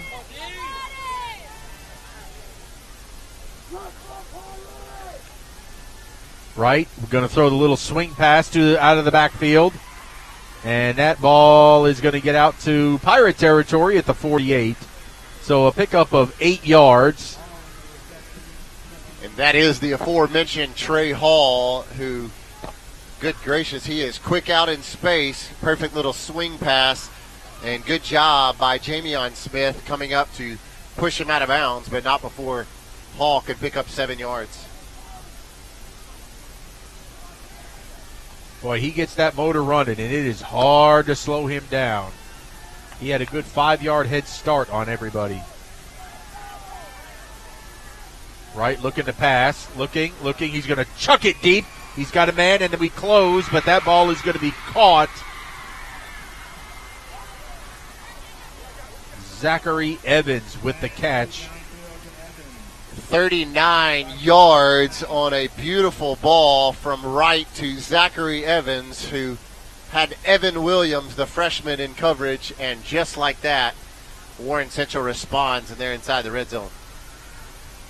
First and goal from the 8-yard line. Pirate defense needs to stiff it. They're going to rush. Maybe we're going to play off. Nope, there's the horn, sending us to the fourth quarter. Pirates clinging to a 1-point lead. Need something good to happen as we go to the fourth quarter. Buying or selling a home? Look no further than David Ostrander at Keller Williams Realty. David and his family are proud supporters of Pearl Public Schools and all Pirate athletics. Keller Williams represents more home buyers and sellers than anyone else in central Mississippi. They offer military and veteran benefits to their clients and love taking care of teachers and first-time home buyers. Contact David Ostrander at 601-850-6728. When something works this well, Paying bills? This site is so comprehensive. I do all my banking online. More time for coffee. you want to get others excited about it too. Yes, honey. They're very conscientious, and they're about helping us map out a plan for our future. It's nice to know we make a difference. It was so easy. They had lots of creative ways to help me afford the loan for the cutest car I've wanted And for that a great so long. bank is a really important thing to have. Comprehensive, conscientious, creative, community bank like no other bank you know. We go to the fourth quarter here at Ray Rogers Stadium. Greg Flynn, Bryant May, and the professor, Roy Harper, as the Pirates cling to a 1-point lead at 21-20. But Warren Central in prime position to retake that lead with a first and goal from the 8-yard line. Pirate defense looking to force a turnover. This is where we seem to thrive, though. We do very well when they can't spread us out. We do very well against teams inside the 10. Here's an inside hand. Oh, boy. Well, it's just as I say that. That's a inside handoff that was so wide open that Mark Gray just walked walked into the end zone. Mark Gray with his second touchdown scamper of the night. One back in the first quarter, and now one here to start the fourth quarter. That time from 8 yards out goes Gray. So Warren Central looking like they're going to go for 2, which would put them up by 7. Remember, they've had 2 field goals in the game, which has them off schedule, and it's going to be a timeout against Warren Central. We'll take it with them as they talk about their 2-point conversion. How local is Bank Plus? We're here, and here. And we're with you here, and here. Wherever, whenever you need us. We make our banking decisions right here because local means more than a location.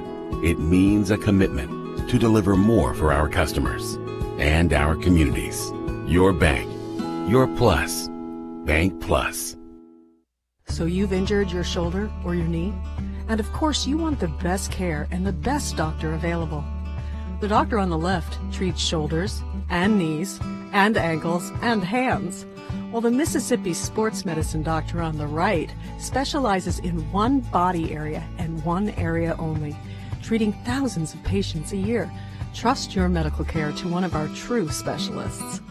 Mississippi Sports Medicine. We specialize for you.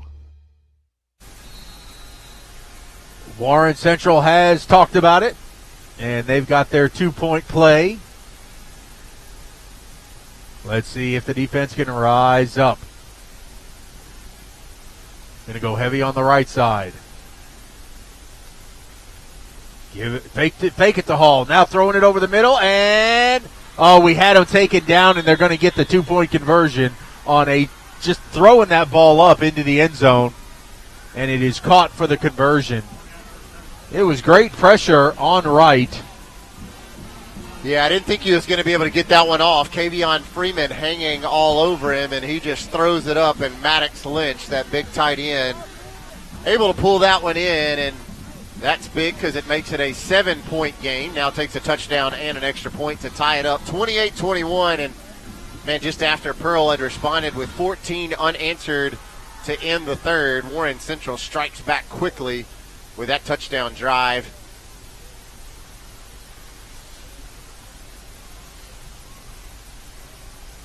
Kenji McNair has been close to breaking a couple of them tonight here on kickoff returns. We'll see if they give him another chance. It'll be Kenji back deep along with Kai Jefferson as Justice Moore went out earlier with the ankle injury. Here's a pooch kick this time from Warren Central. Fair catch called for and made by Isaiah Wynn on the far side. So the Pirates will take over, and the drive will start at the 31-yard line. Roy, any update on Justice? Not yet. Still working. Gotcha. Such a dangerous weapon is Justice. Now it's time for these other talented wide receivers to step up and make a play.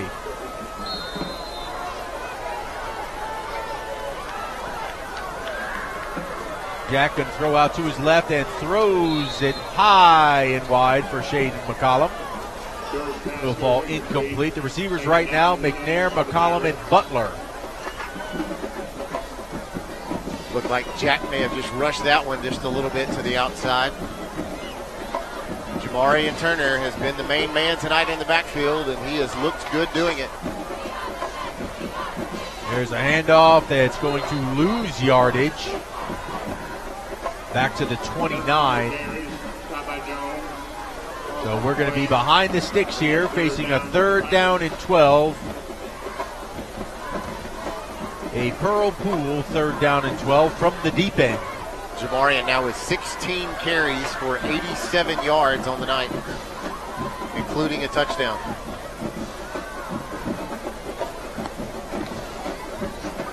Quick throw from Durr out here to McNair.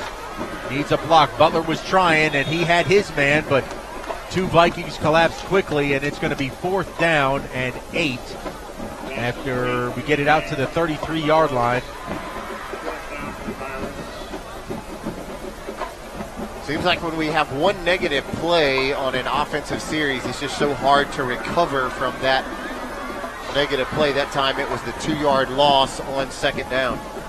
So LaFontaine will come on to punt, standing at his 20-yard line. Good snap. Punt is away. End over end kick will be taken short here on the near side. Wow. And that is Lynch, who has his head nearly decapitated as the helmet flies off, and he takes some exception to that hard hit, and he'll trot back over to the sideline. That was a number of Pirates coming in, swinging that. Takofa Lewis, I believe the guy who got the most of that hit there on special teams. They got up and let Lynch know about it just a little bit. Lynch grabs his helmet, runs over to the other side, but most importantly, Warren Central, Greg, going to be in great field position already with a 7-point lead remaining here in the 7-point lead here in the fourth quarter. They will take over at the Pirate 49. Jack Wright leading his offense back out. Wright hasn't been flashy, but he's been efficient. Hall is his running back. Give it a Hall. Hits the hole on the left side. He's going to pick up 4 yards to the Pirate 45.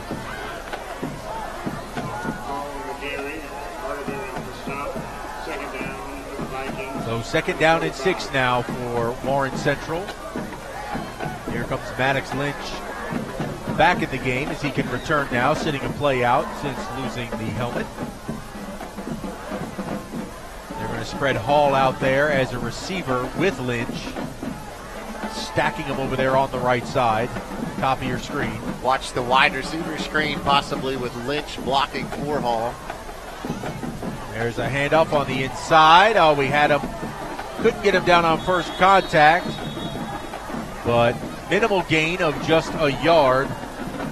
Kent Mangum, 28, the guy who made first contact with the ball carrier Carter. Could have been a holding call. Yeah, just unable to squeeze him, and then the guy fell on top of Kent Mangum. He got up looking for possibly a holding call, but no flag drop. Here comes Pearl Pool, third down. You can't necessarily tackle a guy when you're trying to block him. That's usually an automatic penalty. There's no laying on top of guys when you're the offensive lineman.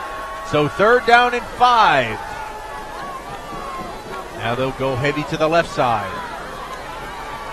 Now run to the right. There goes Hall. Hall gets hit hard, and he's going to be short of the first down by a yard at the 40.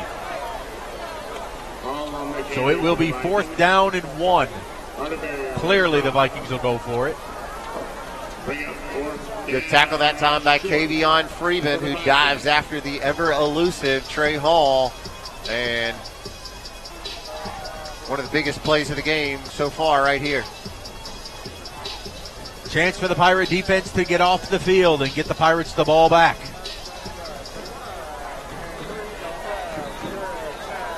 Task is to stop number 1.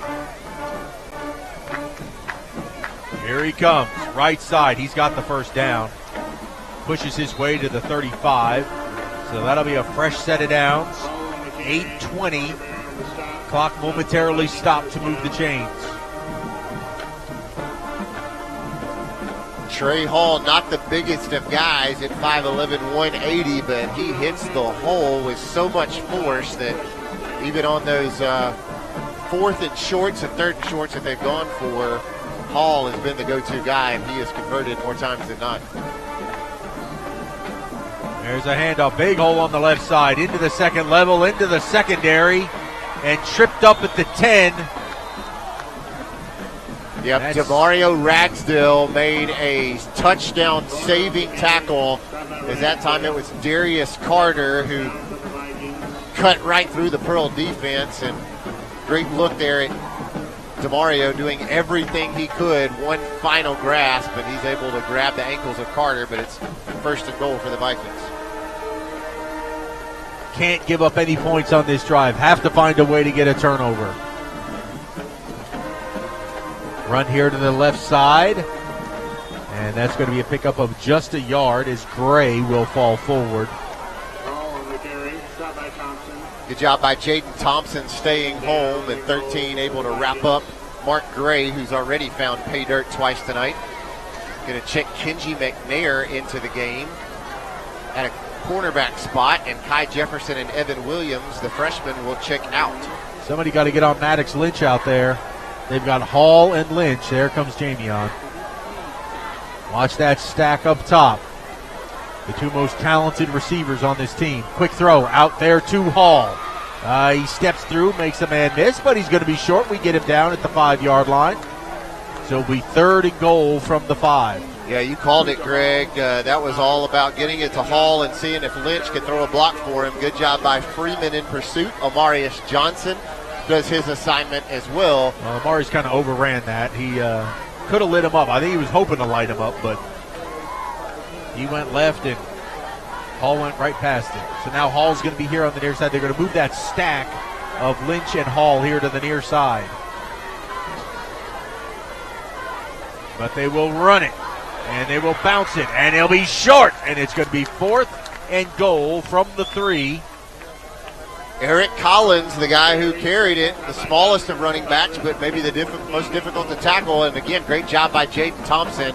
And you have to imagine you're going to see a field goal from Warren Central as they trot on Jonah Artman. And Jonah, so far tonight, 2 for 2.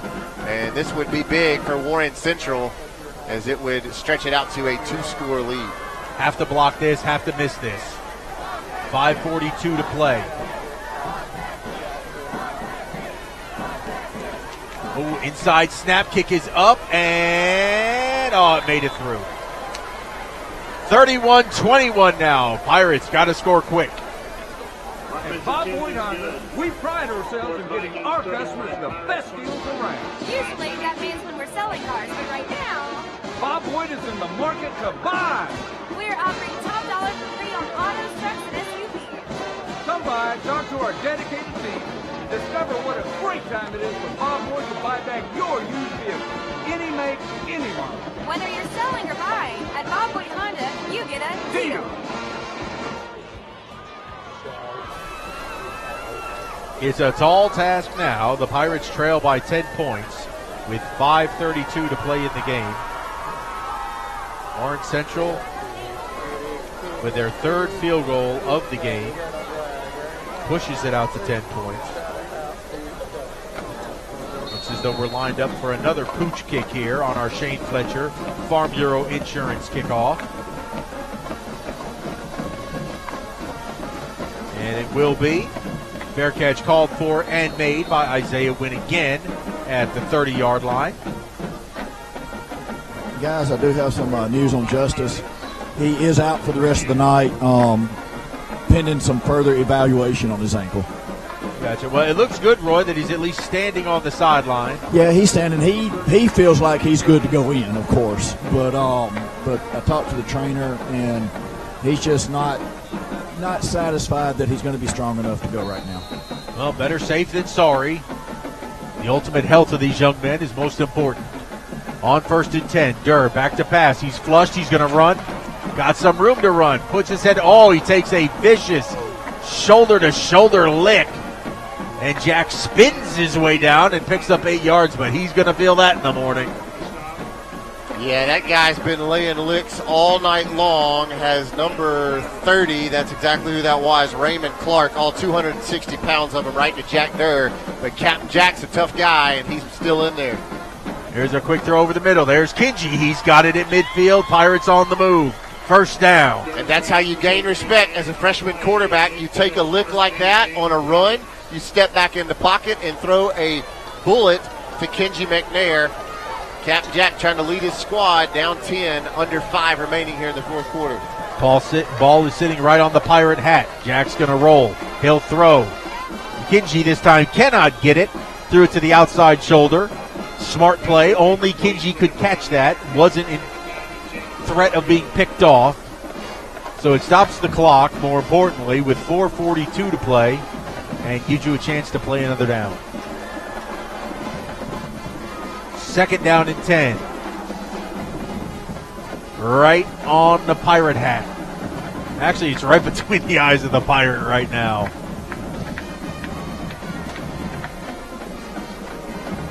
McCollum with one-on-one coverage up top. He's going to go that way. Shaden's got it. He's going to step out of bounds after a nice gain of, looks like 8 yards, maybe 7. So clock is stopped again, 4:36. Smart play by Shaden, using the sideline. 3rd down and 3. We'll check the defense. They're really putting a lot in the box. And they're giving Kinji a lot of space out here.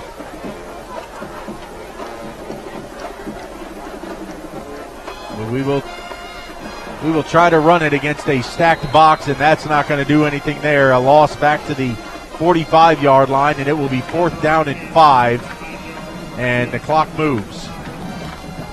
DeMarcus Jones, 6'2", 325 pounds. Clock in the middle for Warren Central. Here comes the gain right here so far. We were trying to get him to jump. Coach Hunter was having a fit here in front of the official. No flag was thrown. 12 seconds left on the game clock. You got to go for it. Durr back to pass on 4th and 5. Looking, throwing over the middle. That ball nearly intercepted as McNair goes to the ground.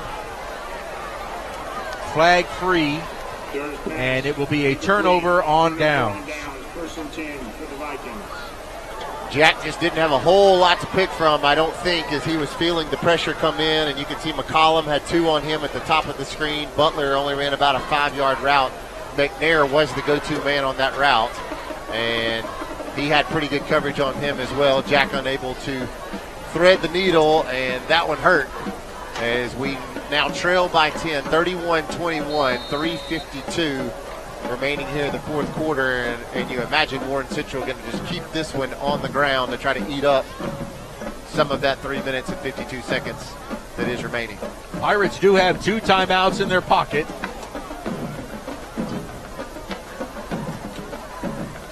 Handed off to Hall. He's going around the right side, and he turns that corner and cuts it back in. Cuts it back in again.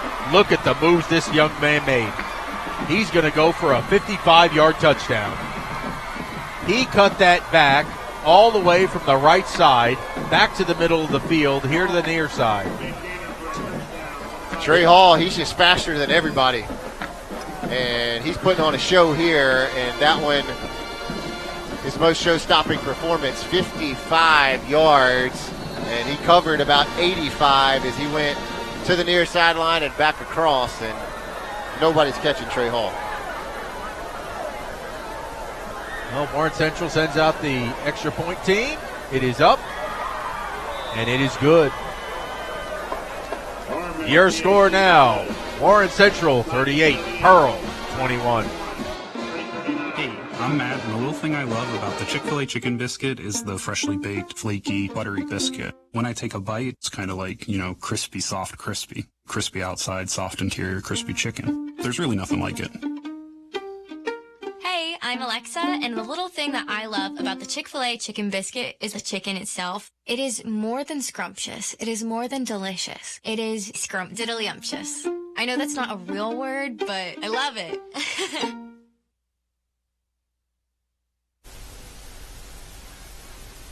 Back here in Ray Rogers Stadium, Pirates just gave up a long touchdown run to fall behind by 17 now.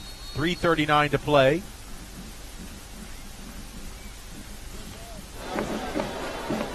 Our Shane Fletcher Farm Bureau insurance kick will be taken in at the 29. This time Wynn does not fair catch it. He'll be taken down at the 34. So now it's, hey, you just want to get something positive going as we draw further and further into this 4th quarter. Just try and put something productive on the board. Updates from other games in the region. Brandon finishes off Meridian 48-15 to remain unbeaten. And Northwest Rankin leads the Petal Panthers 30-17. That one in the 4th quarter. Durr back to pass. Steps up, avoids the pressure. Again, they pull him down from behind. I don't know how in the world these guys are taught to horse collar like that, but no flag comes down. You're going to get a great look at it here on the Rogers Dabbs replay, thanks to our guys on the camera and down in the truck. We'll see, did he grab the back of Jack Durr? I don't know. Looked like he may have grabbed some shoulders, but... Here's a swing pass to Kenji McNair, who's thrown out of bounds at the 45-46. That'll be enough for a Renaissance Bank first down.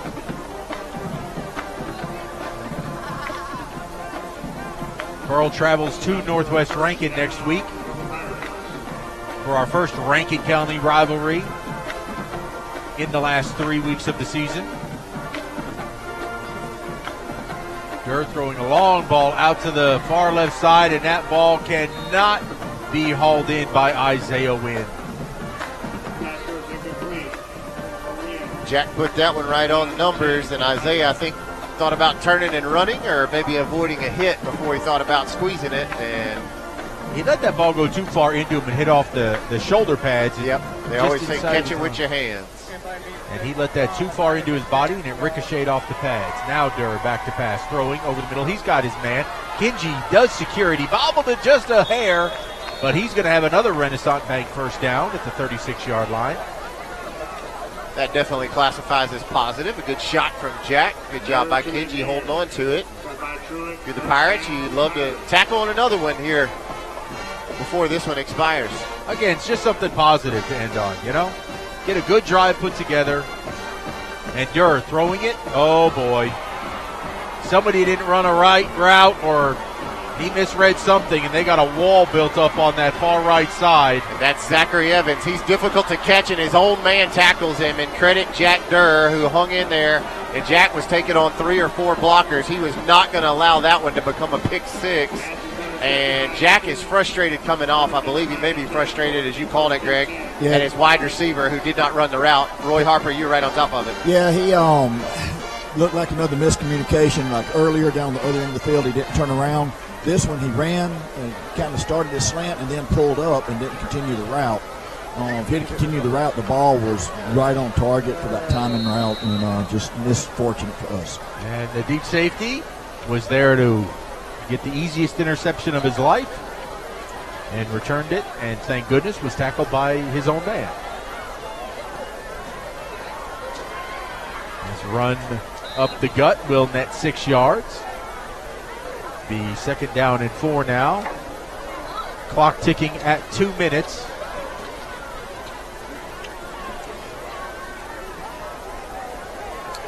And once again, it's going to be one of those games, Brian. It's the coulda, woulda, shoulda. A lot of opportunities in the game.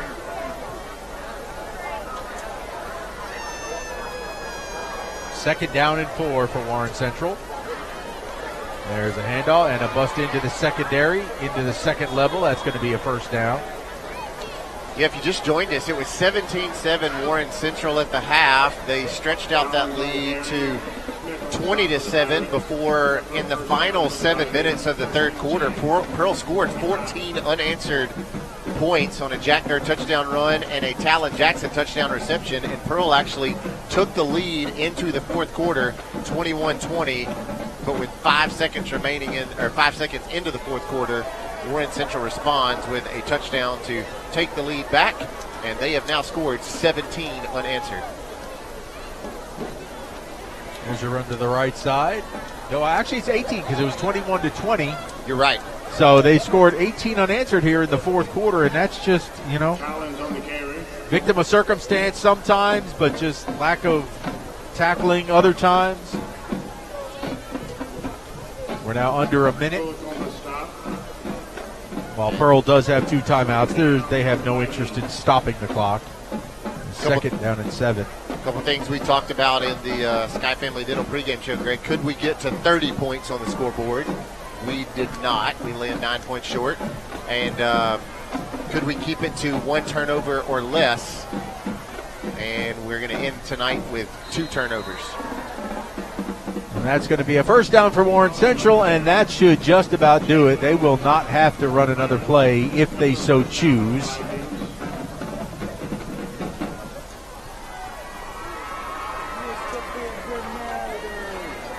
As we are down to 14 seconds on the game clock, 20 on the play clock, and Warren Central celebrating on the far side as they're going to walk out of here 6-1 on the season, 3-1 in the region. Pearl will fall to 1-3 in region play, with a trip to Northwest Rankin looming 1 week from tonight. We'll step aside and go into our post-game show right after this. 38-21, your final score. Warren Central over Pearl.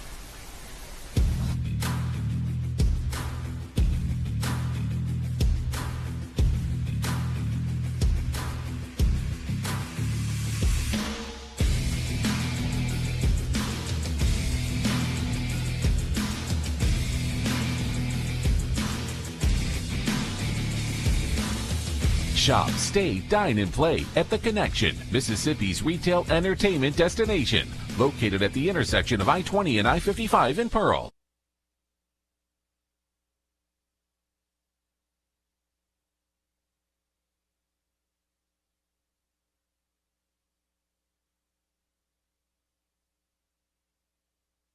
Dive and a catch made by Michael Harris II. And kiss it goodbye. Home run number 2 for Vaughn Grissom. The Mississippi Braves are proud to support the Pearl Pirates. The 2023 schedule is out, and we open the 18th season of Braves baseball at Trustmark Park on Friday, April 7th. Season tickets, sponsorship opportunities, and group tickets are available now by visiting MississippiBraves.com or by calling 888-BRAVES4. When accidents happen, our 30 minutes or less ER service pledge can mean less waiting and faster care. The 30 minutes or less ER service pledge at Merit Health.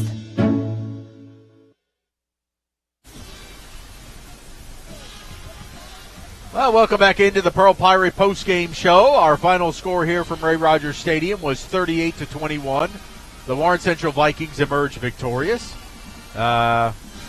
Well, I don't know what you say. I mean, it's one of those that what fight they had in them. Coach Hunter talked about it at halftime when he spoke to Roy. We'll get a word with Coach Hunter here in just a moment. But you fought back. You take the lead 21-20, and then it was like one bad thing happened, and then we just kind of like, I don't know, shut down. Yeah, it's really difficult because you see the potential that is there.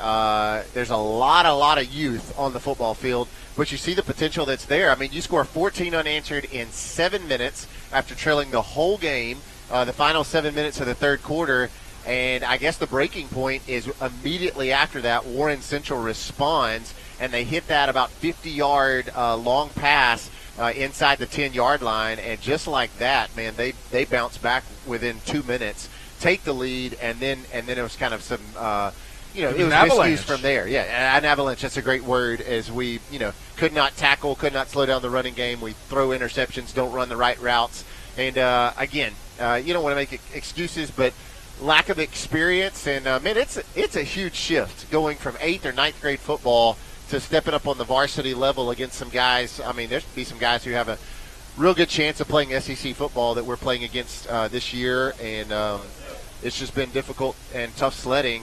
And unfortunately, the Pirates drop one again tonight. The season is not over. There's 3 games left. They're going to be not easy to win, but at the same time, that's why you put them between the lines, and that's why you play the game. And so next week we'll go on the road to Northwest Rankin. Then we will see Oak Grove, and then the Brandon Bulldogs will come right here to close this one out in the Rankin County Super Bowl. All right, Roy's got Coach Hunter down on the 40-yard line. Hey, Coach, coming out of halftime, you talked about fight. I believe your team did that. Took the lead there in the third, had a chance to win it in the fourth. I'm extremely proud of them, and I'm sure you are too. Yeah, like I said, talked about fight again at halftime. I thought we came out and fought like really, really hard, and then just had a bad break right there at the beginning of the fourth quarter, and never could. Then we had a drive after they took the lead. Go back to the touchdown where they took the lead. We get them, and they're up 5, and the 2-point conversion was absolutely huge. We have the quarterback in our arms. The whole time we said, hey, number 9's getting the ball. Number 9, like after a timeout, and they go number 9. We got 3 people on him, and the kid's a really good football player. He makes a great play. you know, and you're like, oh man, you know, so that changed things. Then we got the ball, you know, we go 3 and out. We threw and caught the ball really well tonight, but we missed a first down hitch. Shaden falls down, you know, and then second down we miss a block, you know, and so we go 3 and out right there. I thought that was kind of the turning point. I thought we had a lot of momentum. We lost a little bit of it. Had an opportunity there to gain back the momentum and just couldn't quite capitalize. Well, I don't – losing, everybody hates it. But that's not the end-all, be-all. It's all about getting better also. And from what I see your team getting better, keep fighting. We do have that youth mentality. I know you don't use that as an excuse, but you do still have that youth mentality. And it looked like maybe a couple times tonight there was some miscommunication because of maybe that youth. No, I can agree. I can agree with that, you know. And I think we had a lot of that early on, like earlier in the year, because, I mean, you know, I don't use the word young, maybe immature, maybe. And we got a lot better. We've gotten a lot better about that, you know. But we still have our moments, you know. And we challenged them all week, you know. When the plays are to be made, whether we're on offense, defense, special teams, somebody's got to make a play. We had some of that tonight, you know. But there's still just some big moments in the game where somebody had to make a play, and we're just still having trouble finding that one guy that, you know, that can put the team and say, I got it, and make a play, you know. And we're getting there. You know, it's tough. It's tough on these kids. You know, they are fighting, though, man. I'm telling you, I'm super proud of how hard they fought. You know, I know the score showed where they scored one late, you know, and just, I mean, that was a really good football game between two teams. I think are very, very similar. I said we just got to keep fighting, you know, young, old, whatever, you know, whether it's football, school life. I mean, you just got to keep fighting. You ain't going to have all days ain't going to be good. You know, but no matter what, you can keep fighting, and that's what we're trying to preach to them. And like I said, I think we're doing that. I really do. Well, I do too, Coach. I'm proud of them. I'm proud of y'all. I think you're doing an excellent job. I know y'all get to the Groundstone. Come back next week. Thank y'all so much. I appreciate all y'all. Thank you, Coach. Guys, I can't. Well, Roy, as another coach, you know, you coach volleyball, and I think he used the word there was immaturity. Yes. And they've grown as football players, but their mentality still is, oh boy, it's getting bad, and we can't overcome that again. Exactly. And whenever last year, and I'm going to make the relation with my volleyball team. Last year I had an all-state player. She's playing college ball now, just a great player. Last year the football team had some great players that moved on or are playing college ball now. This year we don't have those players to rely on. My team didn't have it. His team doesn't have it. To that when things go bad, you know that Jay Bird or Jamari is going to pull you out of it. And we don't have that. And that's what he's talking about, looking for that playmaker. And it's tough. It's tough for those kids who have relied on somebody the whole time, and now they're having to figure out how to do it themselves. The experience is there. They're playing the game. The experience of football is there, but the immaturity is also still there, and that just takes time to overcome, and confidence. And that's the hardest part of being the coach, is to get these kids the confidence to believe that they can do this when the adversity hits. And I don't envy him at all trying to turn this around.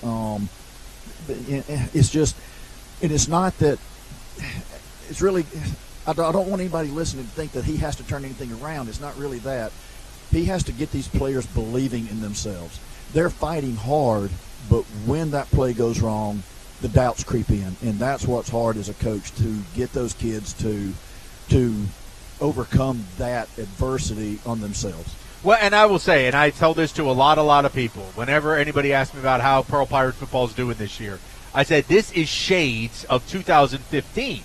Yes. This is when we did not win. I think we went 4-7 that year. Yes. In 2015.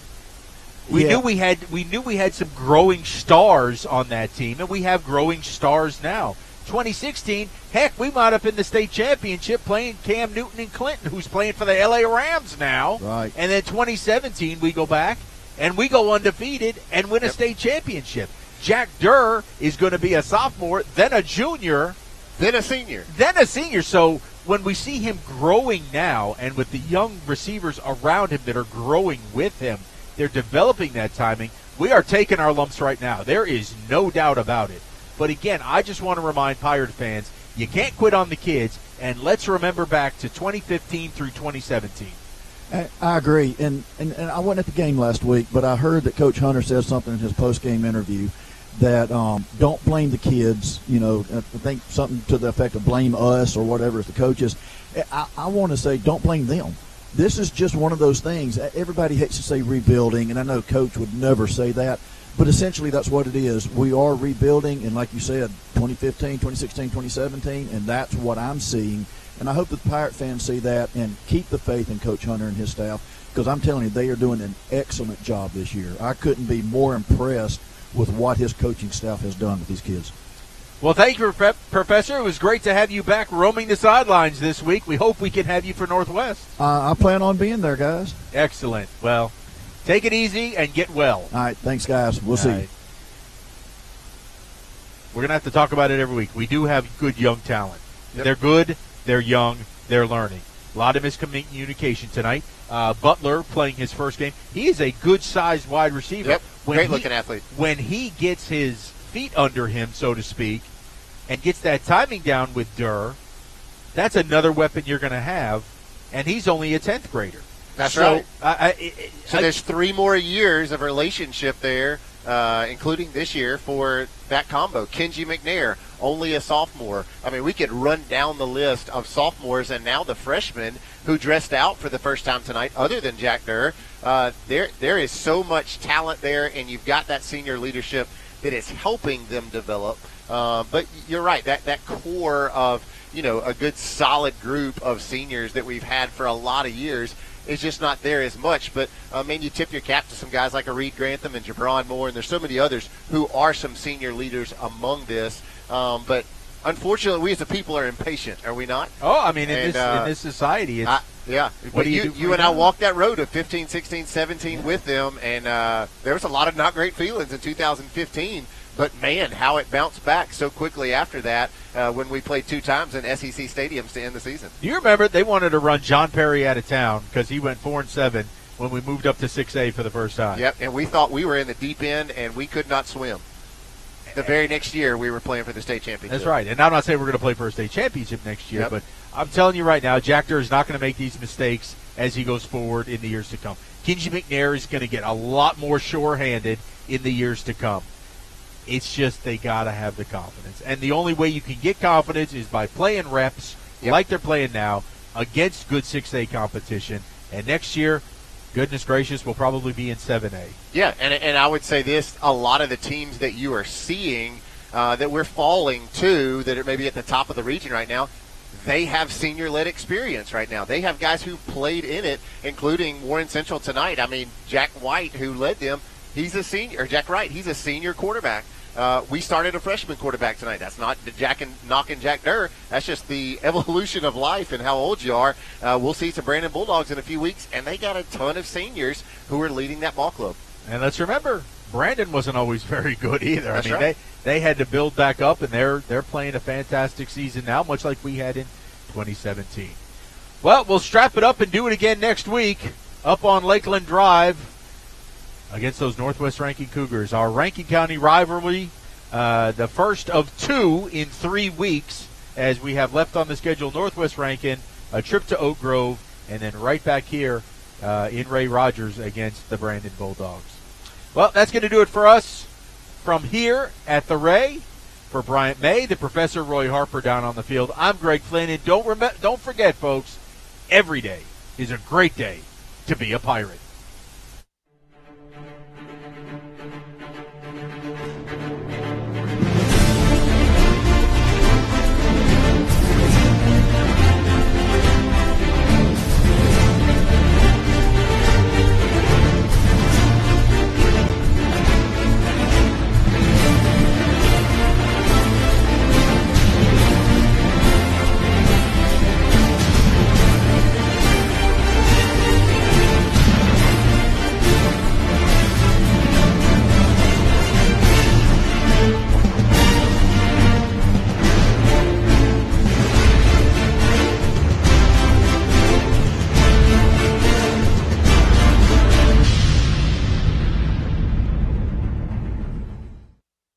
Thank you for watching PMB Sports. The preceding broadcast is copyrighted by Pearl Municipal Broadcasting for the private use of our audience. Any other use of this broadcast without the written consent of Pearl High School or PMB is prohibited.